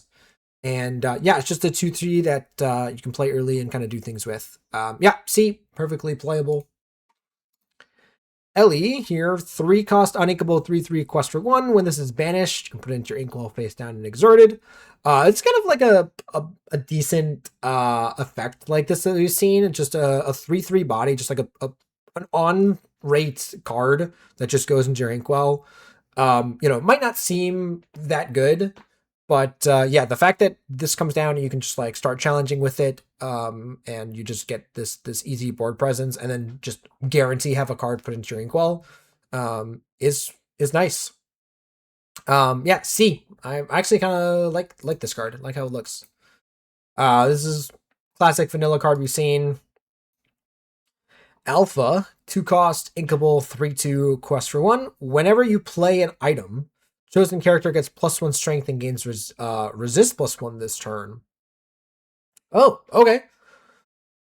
That's kind of interesting. So I guess like that, and the others got like they might not have like have a bunch of items or like gain a bunch of advantage with items, but like this is certainly a decent payoff for having items. It is any character, so you can like play this, play an item, and immediately gain this benefit. So yeah.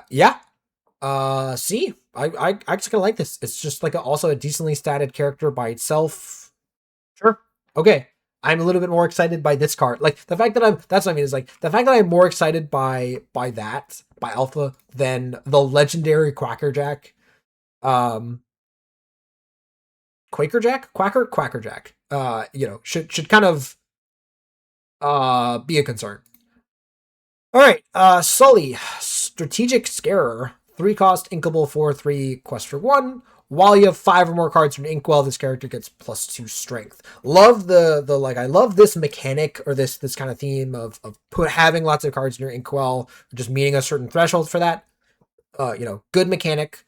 As for the card itself, like it's already fine as a 4/3. It's not gaining stats otherwise. Like I would have rather seen it also gain some willpower in addition to that, so that it can survive more.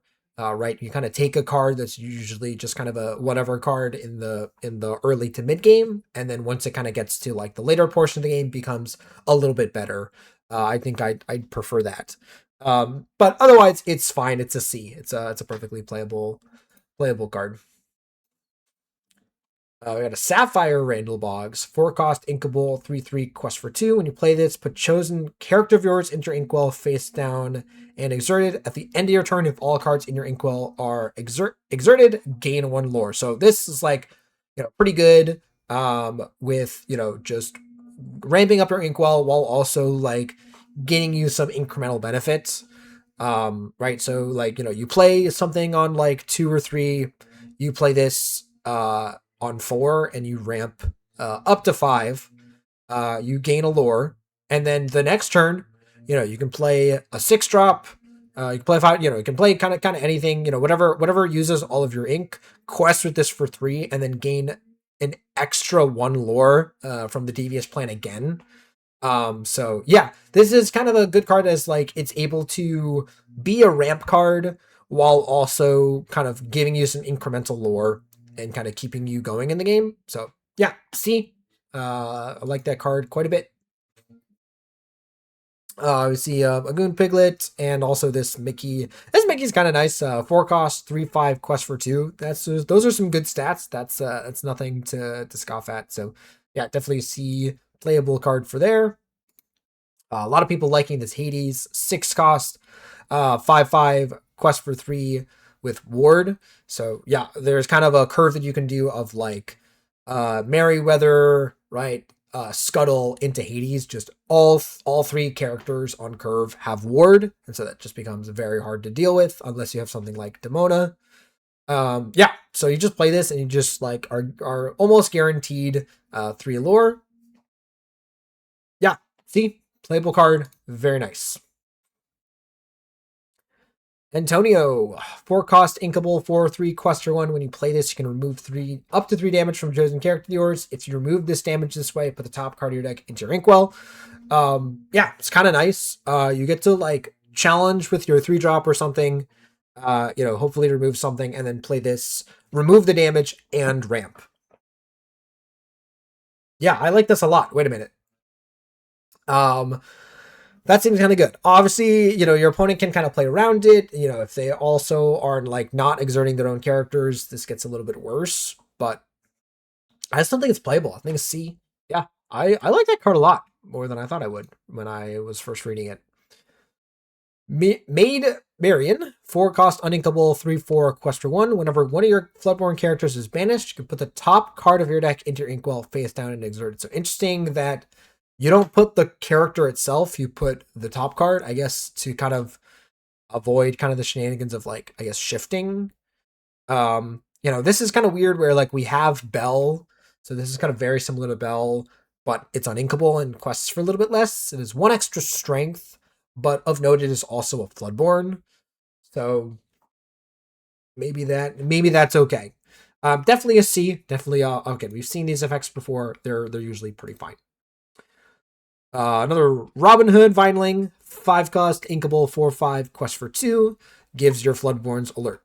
Again, assuming the Vineling stuff, is good, or just, you want to play something that gives a certain Floodborn alert. Seems good. C. Boo, 1 cost, 0/3, quest for 1. While you have 5 or more cards in your inkwell, this character gets +2 lore. This is a little bit of a strange one of, it's a fine, it looks like a fine card, but when you think about it logically, like, why are you playing this on 1? Or just like never questing with it the whole game until you have 5 cards in your inkwell and then you quest once with this for 3 and then whoop de doo. You know what I'm saying? It just seems awkward. I like the theme. I like the overarching mechanic of, yeah, Sapphire wants cards to inkwell, do something if you have 5 cards in your inkwell or gain some benefit, but this card in particular I think is a C minus, like a D, a D plus. Like it's pretty unlikely to really make sense in index. Yeah, like I guess like Ruby Sapphire, you can like play this on one, you can play Randall, and then like you can kind of go off from there. But yeah, still not seeing it. So yeah. Pluto, 5 cost, inkable 4/4 quest for 3 with support. Woo! That's kind of crazy. A little slow, but quest for 3 and it's got support. You know, Amber Sapphire, again, buff up an opposing character, remove it, right? You know, play this quest, buff something up, play Gaston. And yeah, you're doing pretty well there. Yeah, I mean, like this looks fine. It's just a little slow, and this card itself is a little clunky. Yeah, it's a C. Like it's fine. Like the fact that there's support stuff in the set, that you know another kind of world's greatest criminal mind is kind of swaying my opinion of some of these support cards. Charles Muntz. This is we saw this card earlier. I didn't really take the time to read it. So 4 cost, inkable, 3/4, quest for 2. When you play an item, you look at the top card of your deck and put it on the top or the bottom. So you don't go up a card, but I guess you get some filtering. And then whenever this character quests, look at the top card of your deck. If it's a character named Kevin, you may reveal it and put it into your hand to gain 3 lore. Otherwise, put it on top or bottom. So I guess this is Story West is the dude that's looking for Kevin. I don't remember. I gotta rewatch Up. I don't remember this guy at all. But was there a second Up, or is there like a spinoff maybe where we're looking for Kevin? But yeah, this kind of makes more sense now with like the Kevin stuff. So like also you can like, yeah, you can like put Kevin on top of your deck, quest, you know, gain the extra lore from Kevin, and then you know you draw that card. It also just lets you dig deeper for your first copy of Kevin. So if you don't have your first copy of Kevin, you kind of need to find it. So then you can start playing items and dig through your deck. This is a hard card to evaluate. You kind of have to like actually build this combination with it.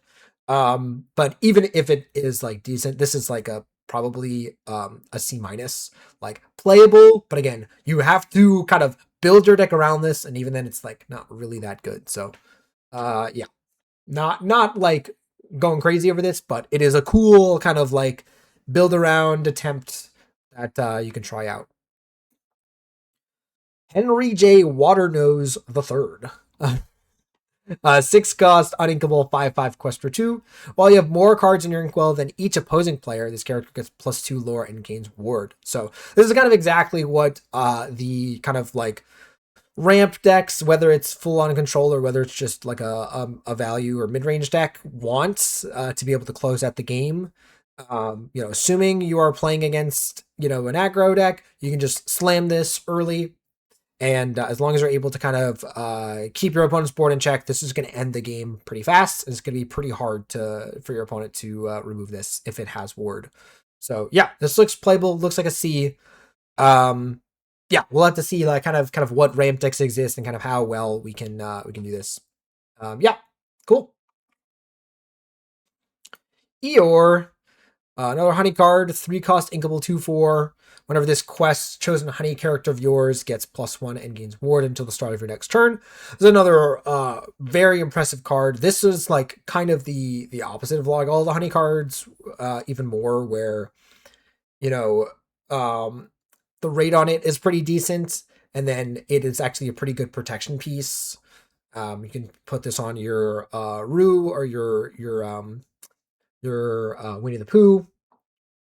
Yeah, this is like a really nice rate for this card. Very like kind of think about like Alice Savvy Sailor, right? That card has since rotated out, and this is kind of a really good way to kind of protect your honey characters, right? That's kind of exactly what you want to be doing. You want to be protecting your cards so that you can play your whatever the Sing Together card, right? That or any of your you know, the Winnie the Pooh or any of the team cards. or the Piglet Poo team card. Yeah, any of those, like it, this card kind of helps you protect those cards. So yeah, nice. C again, strictly for that deck, but yeah. Power Surge is a card I'm not really sure where to land on. 4-cost, inkable action. Each player puts the top 2 cards of their deck into their Inkwell Face Down and Exerted. I said that's the same thing before with like the card draw effect. I'm not a fan of these like symmetrical ramp effects as well. I just don't imagine that they're going to be good at all. The fact that they come in exerted, like if they came in ready and you could kind of play this and then play a 2-cost, or kind of do something else afterwards, I'd maybe be more interested in this. But even then, probably not. I just think like you don't want this. I think this looks like an F. I don't envision anyone is gonna really want to do this. Has some funny implications again in multiplayer, right? Maybe you play again in Commander for Magic. There's like the concept of like a group hug deck where you are giving everybody resources, and maybe this is kind of the start of some of those things. Focus Search, 1-cost, inkable action. Look at the top 4 cards of your deck. You can reveal a character named Kevin or an item card and put it into your hand. Put the rest on the bottom in any order. So right away, again, working with the kind of cards that we were looking at earlier, but also thinking about implications for Infinity. Develop Your Brain is a card that is seen play in Infinity. How to Solve a Mystery, I think that's the card. 1-cost, look at the top 4 and find any item. Seems like a card that's worth exploring in Infinity. Again, I don't believe it's that good in core right now, just because there's no real good payoffs for having a lot of items in your deck. But yeah, I think definitely for Infinity, and then again in the Kevin deck, in the search for Kevin deck, you could definitely include this. So I think I'm gonna give this a C. Just like overall, again, I'm if you incorporate Infinity into this evaluation, yeah, that has some legs there. Got a Lot to Do, 3-cost inkable song. Put chosen item or location into its inkwell, its player's inkwell face down and exerted. So we've seen a hideaway. This is kind of a better hideaway, a little bit more expensive, but you can potentially sing it. Yeah, I think C plus even, like it is a C plus with this tech card side grade, right? Like it is a tech card, is a card that's only really going to be good again if items or locations are running rampant, which based on what I'm seeing from the set, it's possible. Again, the red green, location stuff does seem to be kind of pushed, and there's like some interesting items that still exist. Snowfort, still a card that can be around. So, yeah, definitely is a nice tool to have here. Startle, chosen character gets -3 strength this turn. 1-cost action. Again, kind of like Roar. The fact that this doesn't draw a card is pretty taxing. Again, sometimes it's kind of relevant as as a combat trick. I was gonna say cantrip, but combat trick. But otherwise, like, yeah, I think this is a D. It's not bad, but you really kind of have to have some reason to have that in your deck. Closet Door Portal, 4-cost, uninkable, item that enters play exerted. You can exert it and pay 2. Look at the top 3 cards of your deck. Reveal a character, item, or location with cost 6 or less, and play it for free. The rest on the bottom in any order. Put this card into your inkwell face down and exerted. Oh, I was like, wait a minute, we just get to do that every turn. So you only get to do this once. And it's any card, right? I guess any non-action card. 6 cost, like 3. You can also just find another one of these, which is like not terrible, but like obviously not what you want, but like worst case scenario, if that's what you find, like it's like, okay, just do it again. But the fact that this enters play exerted, cost 4, uninkable, just makes it like really rough. Like I don't anticipate this being like that powerful of a card. The fact that it goes into your inkwell is nice. Like like instead of just being banished, you get a little bit of ramp, you get a little bit of the card back. So it's not the worst, but yeah, I don't envision this being a really commonly played card. So I think this is like a D plus. Like, I think it's going to be a fun card that people try out, but I don't really usually see it with these cards. All right, here's the new Illuminator Hana's Inkcaster, 2-cost uninkable item. Exert and remove up to 2 damage from chosen character. If there's a card under that character, they gain a resist +1 until the start of your next turn. So it can work for any of the boost cards, any of the Floodborns that you shift. Yeah, and then just like kind of we're talking before about Dinglehopper. This is just like a little. It's uninkable. It's more expensive, but this is like already a kind of a better card than Dinglehopper, but still not sold on this. This looks like a D. Like even then, I said it's better than Dinglehopper, and it's still just a D. I don't see this being that good of a card. It's doing this again. Did it? Okay, no, we're still here. Laugh Canister, 3-cost uninkable item. Exert, put the top card of your deck into your inkwell face down and exerted, and then chosen opponent may put the top card of the deck into their inkwell face down and exerted as well. So, different kind of like this actually is actually better in multiplayer than the previous whatever the Power Surge I think it was. But this is still in core constructed. Like this is just not it. Again, don't want to repeatedly like give my opponent ink. You play this and then your opponent kind of realizes like, hey, like as long as I kind of like am able to kind of play slightly off curve or just kind of like have cards to play, like they don't have to ink, which is really bad. So yeah, maybe in some weird deck or in certain cases you decide like, hey, I really need the ramp, and assuming the game goes on and on and on, like my cards are more expensive, and so you can see worth playing. But otherwise, I think this looks like a D minus. Like I'm avoiding giving it an F because of that kind of one potential. But even then, like uninkable, like it's still just like not what I want to be doing. Translation Caller, 2-cost inkable item. Exert and pay 1. Chosen character gets +1 lore and gains support this turn. That's kind of interesting.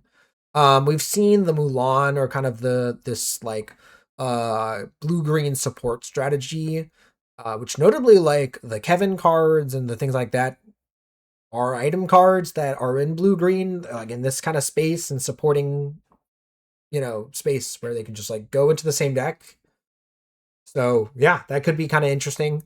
As for just like looking at the card by itself, like this looks like a D plus. It's just like it's not a very efficient card. It's like the support and the extra lore is nice, but playing it for 2, like when are you doing this? Maybe you play this like later on in the game, turn 5, 6, 5 or 6 or something like that, and use it to kind of improve a trade. So yeah, it's fine, but I'm not very excited by it. Big Book of Honey, also another honey card, 2-cost inkable item. Exert and pay 2 and reveal the top card of your deck. If it's a honey card, put it into your hand. Otherwise, put it on the bottom of your deck. We've seen like the whatever the book, the tome or whatever from set 1 got very quickly power crept. This is a little bit better as it's inkable. So if you don't need this in the early game, you just ink it and start playing your other cards. Good in the later game once you've kind of built up your inkwell where you can like use this, draw the card, and immediately play it. Yeah, again, really only playable in the honey deck, and in that deck, I think it's just honestly a C minus, like possibly a D, just because your cards are already kind of not as efficient because you're in this honey archetype, and so just like the fact that you can't cheaply like draw and play out the cards that you get off of this means this is probably not going to be that good. You're going to probably want to find other ways of gaining card advantage. Okay, here's I would have thought that there was no Sapphire one. I was expecting a another one of those like Floodborne locations. But this is not that. This is 100 Acre Wood Honey Campsite. It's another honey card. 3 cost uninkable. 6 willpower, 1 lore, 1 to move. Characters get +1 willpower while here, and then honey characters get +1 lore while here. Interesting that this one you actually have to move to. Why? Why when the other Floodborne characters, like ones, don't have you do that? I'm confused. Like, I get having some kind of effect that's more generic, and then right limiting it to only while here, but like this effect, I don't understand why we couldn't.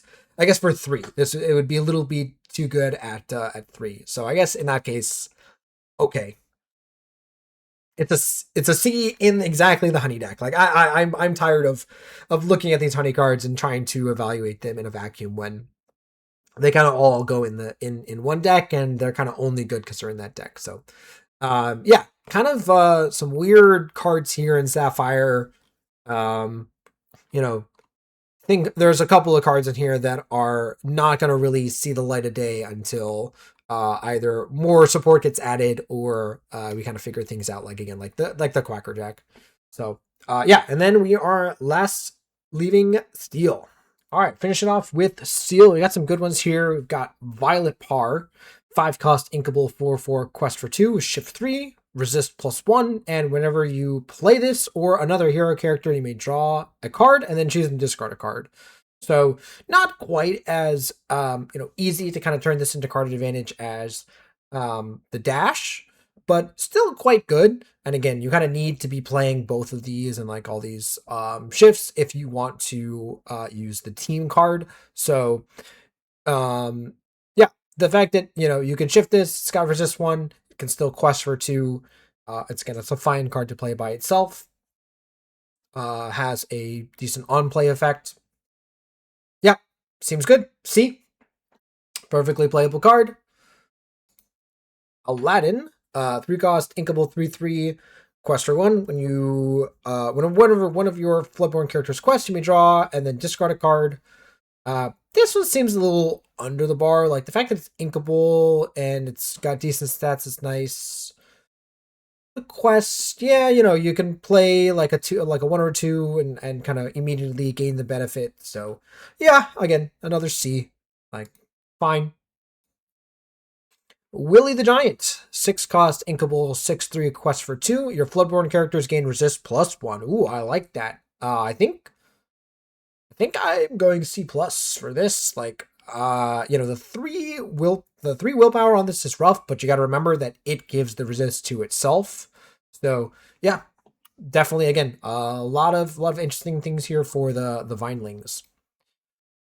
Sprout, Experiment 509, 5 cost inkable, 4/4 quest for 2 with resist 1. Already pretty good. When you play this character, you may choose and discard an alien card or a location card from your hand. If you do, deal 2 damage to chosen character.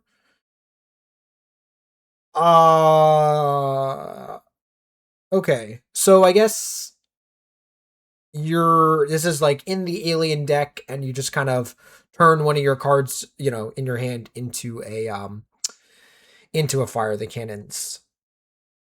This looks like a C-. It's okay. You get to, you need an extra card in hand, but 4/4 resist 1 that quest for 2, is already kind of fine.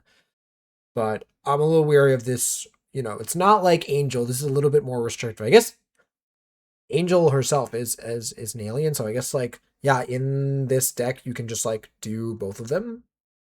Okay, cool. C, playable. Like it's fine. Citrusine, cards like this, again, playable. Sheriff of Nottingham, 5 cost inkable, 6/5 quest for 1. It's got Challenger 3. 9 strength while challenging. Why do you need that? I have no idea. He is certainly the Vine Slayer.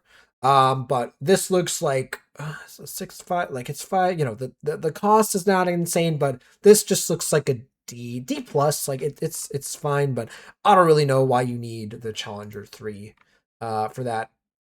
Zigun here. This is a great Violet Parse. This is kind of like my vote for like what's replacing Calhoun probably.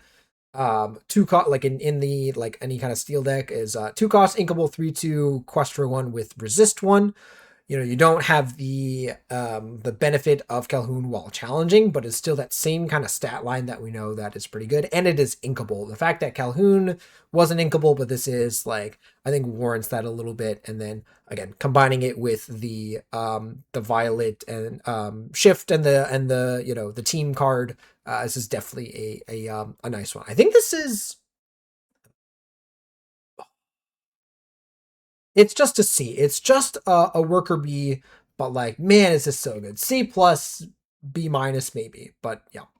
Dr. Hamsterville, Vale? Hamsterville? Hamsterville?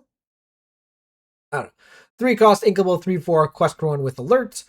We've seen this type of effect before. The fact that it's an alien is nice, and villain, inventor, these are all relevant classifications. C, again, just a playable card. We've got Owl, the honey version, 2 cost, inkable, 1/1. Quest for 2, well, you have another honey character in play, gains resist +2. So yeah, as you can see, you can kind of see some of the curves that you can expect to see. Again, all of them starting with Brew can curve out into this or Winnie the Pooh. And as long as you are continuing to play honey characters, which again, you are going to be able to do, this should have resist 2. But again, as you kind of saw before, there's plenty of 3 strength characters that should still be able to manage this. So this is a C minus, D plus even. Like again, it's strictly for the honey deck, and even then, it's not. I don't actually think it's that good. Again, the quest for 2 is nice. There are some cases where that's going to stick around for a little bit, but yeah. Megavolt, 4 cost, inkable, 1/4, quest for 3. While you have no cards in your hand, this gains resist +2. So if you are playing in certain decks that aren't able to remove this with things like again Firefly Swarm or whatnot, Let It Go or whatever. If you are successful in emptying out your hand, and again, presumably you're playing this in an aggressive deck where you're curving out and yada yada. You should be able to do that, and so this is going to be pretty difficult to deal with. I was trying this card out. We have to kind of figure out exactly where it fits and like how good it is, and figure out what matchups this is really good against. But it's definitely playable. So yeah, C. All right, next up we've got Darkwing Duck, Shadowy Superhero, 3 cost, uninkable, 2/5, quest for 1. When you play this character, you may deal 1 damage to chosen character. So this looks a little underassuming, unassuming. That's what I meant to say. And you can, you can kind of see some issues with this card, but as a, I think it's a little underrated right now. Just a character that on play just puts a damage somewhere, can kind of change the math a little bit, and then obviously is a decent shift for the team up card or any of the other Darkwing Duck cards. So yeah, I like this card a lot. I'm actually, again, thinking this card's a little underrated right now. The 2/5 body also makes it so that again it's likely to live. Yeah. And then, when you eventually shift over top, right, again, maybe the 1 damage makes it so you can banish some things that you wouldn't normally have been able to. So, yeah. Omnidroid, 3 cost, inkable, 4/3, quest for 1. While this has no damage, gets +2 strength. This one's like a little bit better than we saw like the Sully, and that kind of had similar conditions to this. It stats and it got more strength, right? This like starting out as a 6/3 for 3, just being able to just like challenge anything on board is great. This is also just enough to make certain robots. I think there's like a robot synergy cards going around. Omnidroid, right? You need a certain amount of Omnidroids that you want to shift over top of. So this is another one of those. This one just kind of seems like one that was added in this set, so for limited purposes, for the pre-release and everything. But it is still playable. It's a C. It's a 6, or sorry, yeah, a 6 strength challenger. Like it's never that bad. Flynn Rider, 3 cost, inkable, 3/2, quest for 2. Whenever an opponent chooses his character for an action or ability, they choose and discard a card. So notably, this is not for challenges. So if you quest with this and they challenge into it, it's just nothing. But it means that like they can't remove this with like an action or any kind of removal like that without losing an extra card. So yeah, that kind of means like you play this and it kind of has like pseudo ward, right? Where it's like, yeah, they can target it if they want to, but they're probably not going to want to. They're probably just going to let you quest with this and then they're going to challenge it. This looks like a playable. It's a C, but I don't really think like, you know, again, I don't think you're shifting, you know, the team card on this. I don't think there's really like a deck that's like really super excited to have this card in the deck. So yeah, it's just fine. C minus, like it's fine, but yeah. The Irate Chef, 4 cost, inkable, 5/5, quest for 1. You know, the increased stats on these vanilla characters are nice, but still kind of not really worth fully including. This looks like a D plus or C minus, like could make its way into a deck, but not really that good. Kronk, 2 cost, inkable, 1/3 with resist 1, quest for 1, and once during your turn you can pay 1 to draw a card and then choose and discard a card. So, you know, kind of nice to have like a repeated way of like drawing through your deck. The resist means that, you know, if they try to remove it, you know, it's going to be a little harder. You can also potentially like quest with this in the early game, right? Kind of more safely. Not really sure what we're doing with this, to be honest. The fact that you're paying 1 for this like means, you know, it kind of gets better in the late game, whereas like in the early game you're usually just kind of questing out and curving out and playing, you know, and playing all your things. So for now, I think I'm giving it a D plus. Like you know, the resist is nice, but I'm just not sure what we're doing. um yeah, I'm not sure why you would want to include this in your deck, other than again the steel, emerald steel kind of discard stuff. You might want this, but then you're paying 1 to draw and discard, and then you still have to pay the costs afterwards. So it's like it becomes like quite expensive. So yeah, not sure about that. Mulan, created by the Vine, another Vineling, 4 cost, inkable, 3/3, quest for 1. When you play this or another Floodborn, you can banish chosen item. So, you know, kind of just a fine card to play by itself, just on play, banish an item, cool. And, you know, in the Vineling deck that just like, you know, is playing all of the Floodborns, you just kind of have that safety of, you know, whatever item decks is out there, you'll be able to handle it. But I think it's a D, you know, with a kind of side grade tech card of like, it becomes a little better if there's a lot of items in the meta. Diablo, 2 cost, inkable, 3/2. Your character's named Maleficent, gain resist +1. So you can play that Goon Maleficent on 1, play this on 2, and maybe you can safely quest or kind of challenge and take better trades. The stats on this are fine. You know, it also works well if you have the team up card with this, where you know you shift out the Maleficent and then you play this, and right then your Maleficent is that much harder to kill. So kind of looks like, you know, something that you might want to include then, if you really want to kind of dig into that Maleficent and Diablo card. So yeah, looks like a C. It could be playable. Scar, created by the Vine, another Vineling, 5 cost, inkable, uninkable, 5/4, quest for 1. During your turn, whenever one of your Floodborns banishes another character in a challenge, you gain 1 lore. And then during an opponent's turn, when your Floodborn character is banished, you draw a card. So kind of doing both of the things that Steel likes to do. Just come down, challenge with some of your Floodborns, gain some lore, and then if they try to challenge you back, notably, it is not in a challenge. And it is also itself. B. Like, this is kind of one of the like, again, this is the exact kind of reason of this is the card that you kind of want to build around. just fully invest in the Vinelings and the Floodborns, and curve out 1, 2, 3, 4. You play this, and you're in a great spot. So, yeah, you're kind of in a great spot no matter what. Like, you play this, you quest out, and you just gain some more card advantage.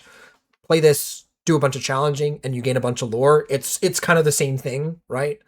Yeah, it's less good if you're trading, right? If your Floodborns can't survive the challenge, right, you kind of lose out a little bit on the card draw, but still fine. Maximus, 5 cost, uninkable. If you, 5/4, question 1. If you discarded a card this turn, this character gains Challenger +2 and can challenge ready characters this turn. So another one of those, like, again, discard payoffs, just wanting you to have discarded a card. This one being uninkable and, is a little rougher. But it is a higher payoff of, like, getting to just completely eviscerate your opponent's board. We'll kind of see if this is good enough, but it's definitely playable. I'm gonna give it a C. You can definitely use this outside of that kind of like full discard package where you can just play like a couple of like Bobbies and Maruskis or things like that, and just have a couple of those effects to enable this, and you just kind of go off. All right, we have even bigger Omni. I think there was like a 6-drop Omni Droid. This is even bigger Omni Droid. Ultimate iteration. 6 cost, inkable, 8/8 quest for 2. Shift 6, resist, and then when you shift this character, you return all characters under it to your hand. So kind of like the perfect kind of like shift sequence of, you shift over top of the, there's the 1-drop Omni Droid, you shift over the with the 2, right, you kind of continue through the game, maybe you shift the 4-drop onto it, I think there is, or sorry, there's the 6-drop onto it that like has like shift 4, and then later on you shift this, and all 3 of those cards come back to your hand, and that's just crazy. It is obviously not the best card to play without shift. It's pretty expensive and kind of slow otherwise, but it is still an 8/8 with resist 2. It is still just gigantic. So, assuming you're able to get 8 ink, it's not the worst thing. But you definitely kind of do want to shift this. But yeah, this looks like a C plus, just because again it is expensive. It can be a little clunky, and it kind of only does one thing, right? It kind of is just, it's large. The fact that it gets some cards back means it's a nice value play. It kind of again reduces the downside of shifting. You shift all of those cards and your opponent like just removes this, and that's going to feel pretty bad. But yeah, so the fact that like you shift this and you get those cards back in your hand and can reuse them or just kind of have extra material is nice. All right, here's the big one, the Vine. 10 cost, inkable, 10/10, quest for 3. It's got Floodborn shift, meaning you can play this on top of any Floodborn characters. It says your other exerted Floodborn characters gain bodyguards. They're protecting the Vine is kind of the flavor here. And then during an opponent's turn, whenever one of your Floodborn characters is banished, deal 1 damage to each opposing character. So like creating this kind of really big story effect. Like I think one of the things this set has done really well is kind of making these like big story moments with these big characters like feel correct, like feel like the right type of gravity. Whatever, the Amethyst Vine card, this card, the turning red, the giant, temporary shift cards, like all of these kind of moments and these kind of like big effects feel big, and even in addition to just like actually being these like large impactful plays. So yeah, so this is kind of exactly what you kind of want at the top end of your Vineling Floodborn deck, right? You have a bunch of Floodborns in play, you play this, you quest out, and now all of your Floodborns are protecting this. If they start killing off your Floodborns, you're going to be dealing a bunch of damage and making it that much harder for your opponent to answer your board. So yeah, this looks like a B. Again, kind of like with the Scar, those are the 2 kind of most pushed of these like Floodborn cards. You're definitely going, and the fact that this is any Floodborn, right? If there was like a Vine card that you had to shift this over top of, it would be significantly worse. You know, this is an expensive 10 cost card, but again, if you're curving out and then you make it to 7 ink, shift this over any of your characters and you go off. So, yeah, definitely be on the lookout for decks making usage of that. Cower Before Me. 2 cost uninkable. Up to 2 chosen opposing characters can challenge during their next turn. So, you know, you can potentially use this to kind of like protect yourself, you know, in an aggressive deck. Kind of doesn't really make sense, in my opinion. Um, you know, they're yeah, like I don't think an aggressive deck is really going to want to play this uninkable action. Right? It just kind of it's too much of a liability, I think. Um, but you know, in limited, right? You know, again, these kinds of cards still are kind of good at you know, in the pre-release and everything. But yeah, I don't quite see this doing a whole lot in constructed. At least again, not in these aggro decks. Like I just don't see it. I could, you know, maybe see like an Emerald Steel or some kind of like action focused deck they want to use this, but yeah. I think this looks like a D plus. Like it certainly has a usage potentially. It's just there's a little bit more of like a setup there. All right, where are we going? We'll save our village. 2 cost inkable action song. Your characters and locations gain resist +1 until the start of your next turn. I'm usually not sold on these, like these kind of temporary effects. They can help out, but using a whole card to do it just doesn't seem worth it. Again, also going through like maybe if you're protecting just your characters, but if you're trying to play this in a location deck, again, you want your characters, you want your locations, and you usually don't want a whole lot else. If you start adding items and actions into the mix, you start kind of drawing things in bad combinations. So I think this looks like a D. Again, I just would not lean towards this. Look what you've done! 2 cost inkable action. Deal 2 to a chosen character. During your turn, when you discard this card, you can play it from your discard.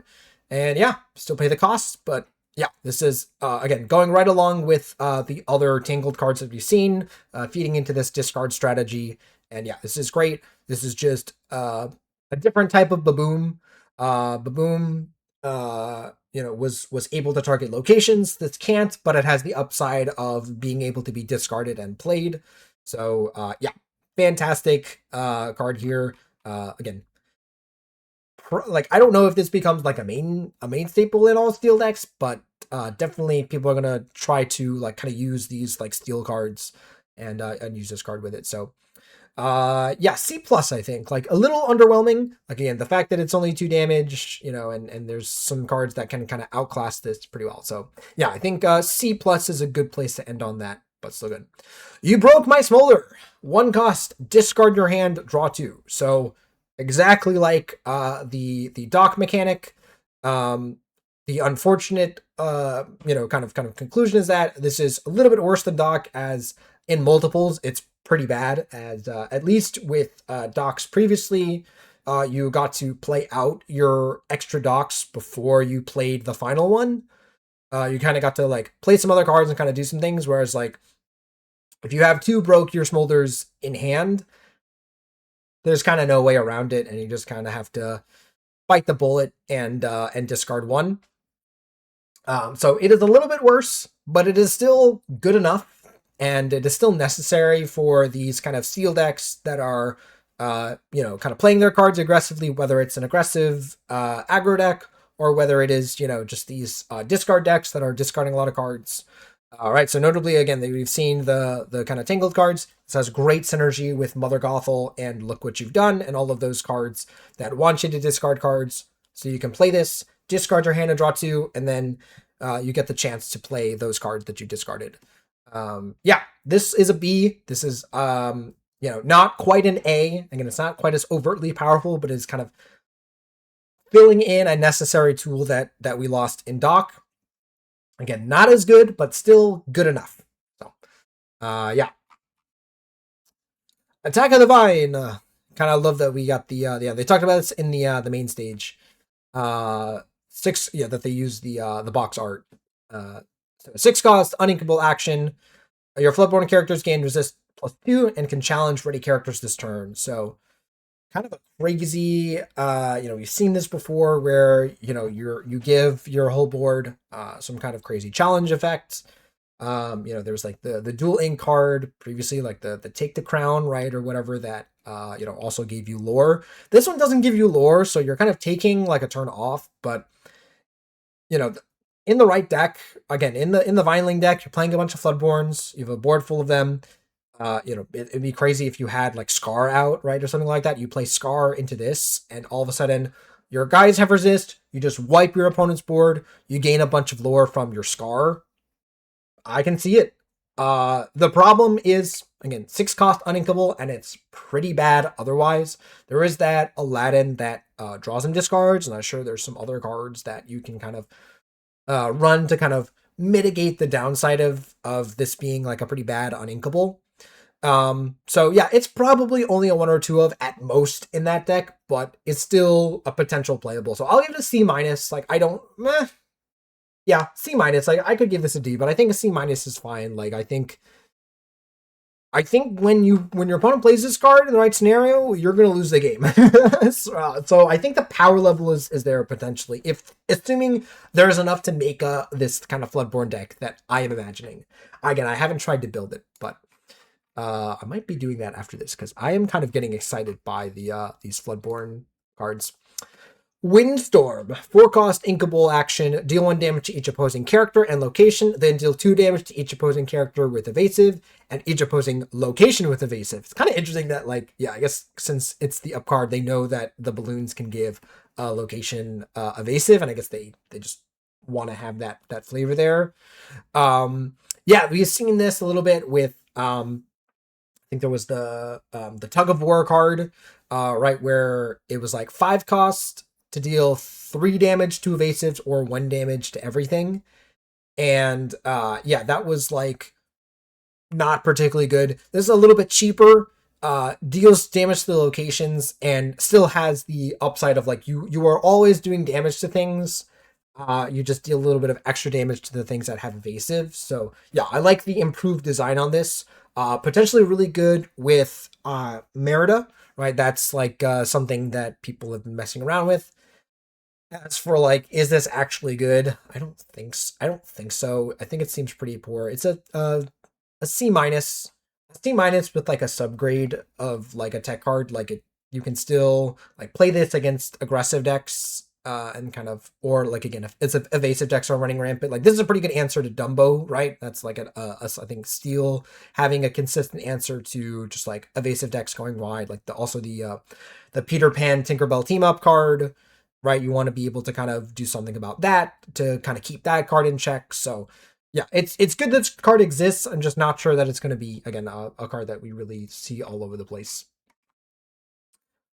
Discarded Armor. 1 cost inkable item, exert. If you discarded a card this turn, chosen character of yours gains resist +1 until the start of your next turn. This is a F. I don't think you want to play this. Like, it's a 1 cost card that does nothing unless you are actively discarding cards. It is kind of just a discarded card itself, right? You play this at some point, and it just, again, it hasn't done anything. So you're already losing out on cards. All of that for getting 1 resist is, I just think, is too many hoops to jump through for not enough of reward. I don't think you want this. The Weed Whacker. Sorry, I was doing a double take there. 3 cost inkable item, exert and pay 1. Chosen character gains challenger +2 this turn. And then also you can pay 2 and banish this item to banish chosen Vineling character.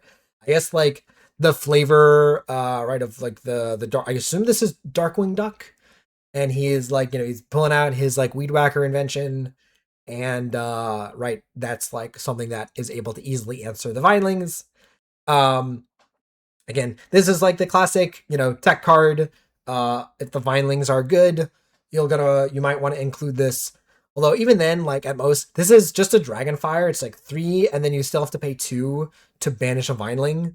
So it's not even that good. This looks like a tech card with like a D level tech card, which is like, again, not even that good. I don't think the Challenger +1's worth it. Like 3 is kind of too much. I think this could have been 4. I think this could have been 4 ink and it would have been like still not that good. All right, and then I believe we have, sorry, 2 more cards here. Absorbing Bloom, 2-cost uninkable item. Exert and pay 1 if a character was banished in a challenge's turn, draw a card. You know, that's as we've seen. Someone was pointing out the artwork of like the Captain Hook's rapier. This is kind of like a very similar effect to that. A little bit cheaper to play, and you can kind of enable this and kind of get some card draw going. Yeah, the uninkable is rough, but I think like not that bad. Assuming you're a deck that is able to challenge effectively, I think this is like one of the cards that you could maybe consider. The paying 2 for this just feels a little rough. I guess like on the turn where you play this, like you have a character in play on 2, your opponent quests, you challenge their character and banish it, you play this and immediately draw a card with it, and then for the rest of the game, you just like have this in play. Sure. C. It's like a fine card draw engine if you really want that and you're doing the steal thing. All right, here is the vine. And so interesting that, yeah, it seems like Sapphire is the only color that did not get some kind of location that mentions Floodborns. Correct me if I'm wrong in the chat, or in the comments. But anyways, 3-cost inkable, 7 willpower, 1 lore, and 1 to move. The first time a Floodborn character moves here each turn, you may deal 1 damage to chosen characters. So very similar to the mines. Get it? Vine. I'm sorry. But yeah, I think yeah, this looks like a decent location. The 7 willpower is nice. Means it's gonna live most likely. I'm kind of liking these like location design of like give them some extra willpower but lower willpower and just like make the effect something that you can kind of gain over the course of the game so that, you know, the locations can live, but you know, their effects aren't super crazy, but at least they do something other than just sit there. So yeah. That being said, it's limited to once a turn, and it's 1 ink for 1 damage. It's a C. It's a playable card. Again, if you're doing the Vine thing and you really want to be able to deal a little bit of extra damage, sure. Again, diversify your threats, right? Location, like having some locations in addition to your Floodborns. You know, this I think is like kind of this and the Ruby one are kind of worse than the Amethyst and the Amber one. I think those ones are a little bit better. All right, I think that was it, right? That was the last card, yeah, and that was Steel. So yeah, that is the entirety of set 13. Every single card took me, oh my goodness, so long. But yeah, let me know what you guys think. I am pretty happy with kind of the kind of more in-depth mechanics, like with all the different kinds of shifts, the binding. There's a lot of mechanics in this set, which I like. No, I don't know if like all of them are like hitting in the same way.